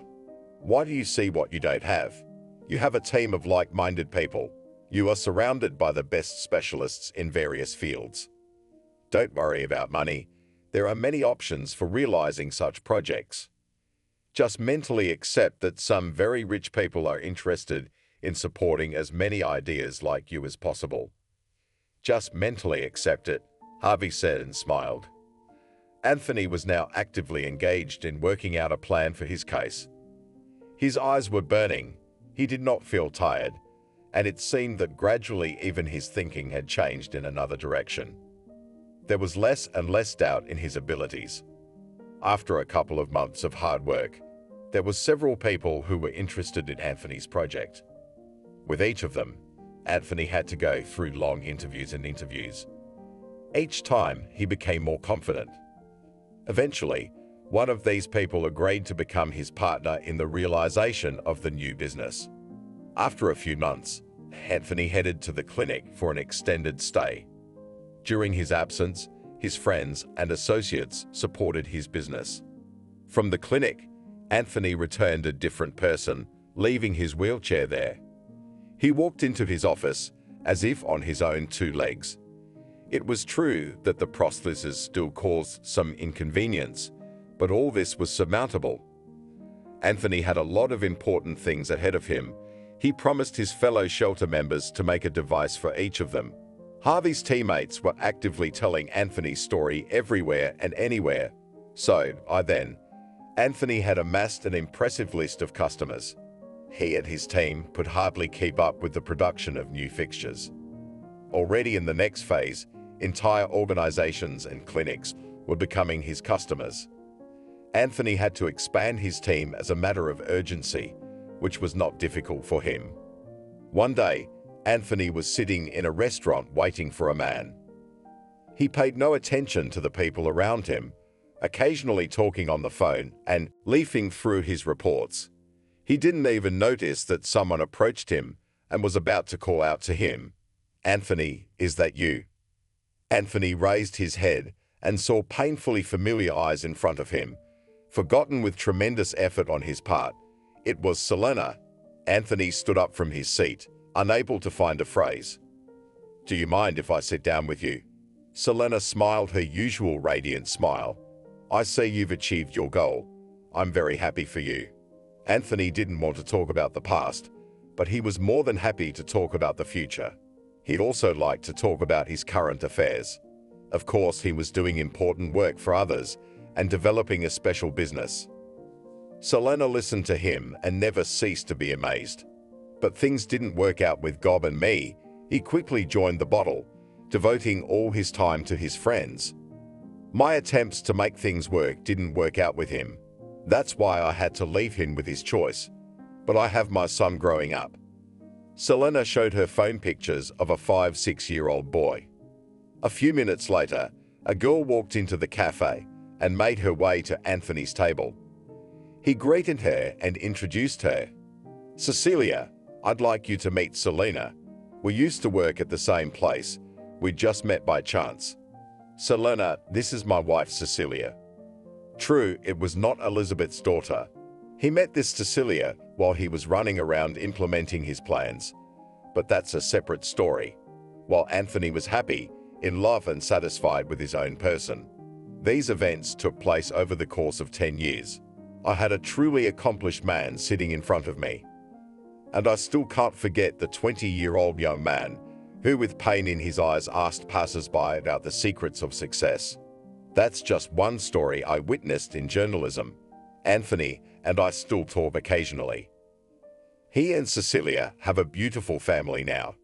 He continues to make strides in helping millions of disabled people make life easier. Thank you for watching this video to the end. Subscribe to the channel. Like it, write comments if you like the story, and see you on the channel.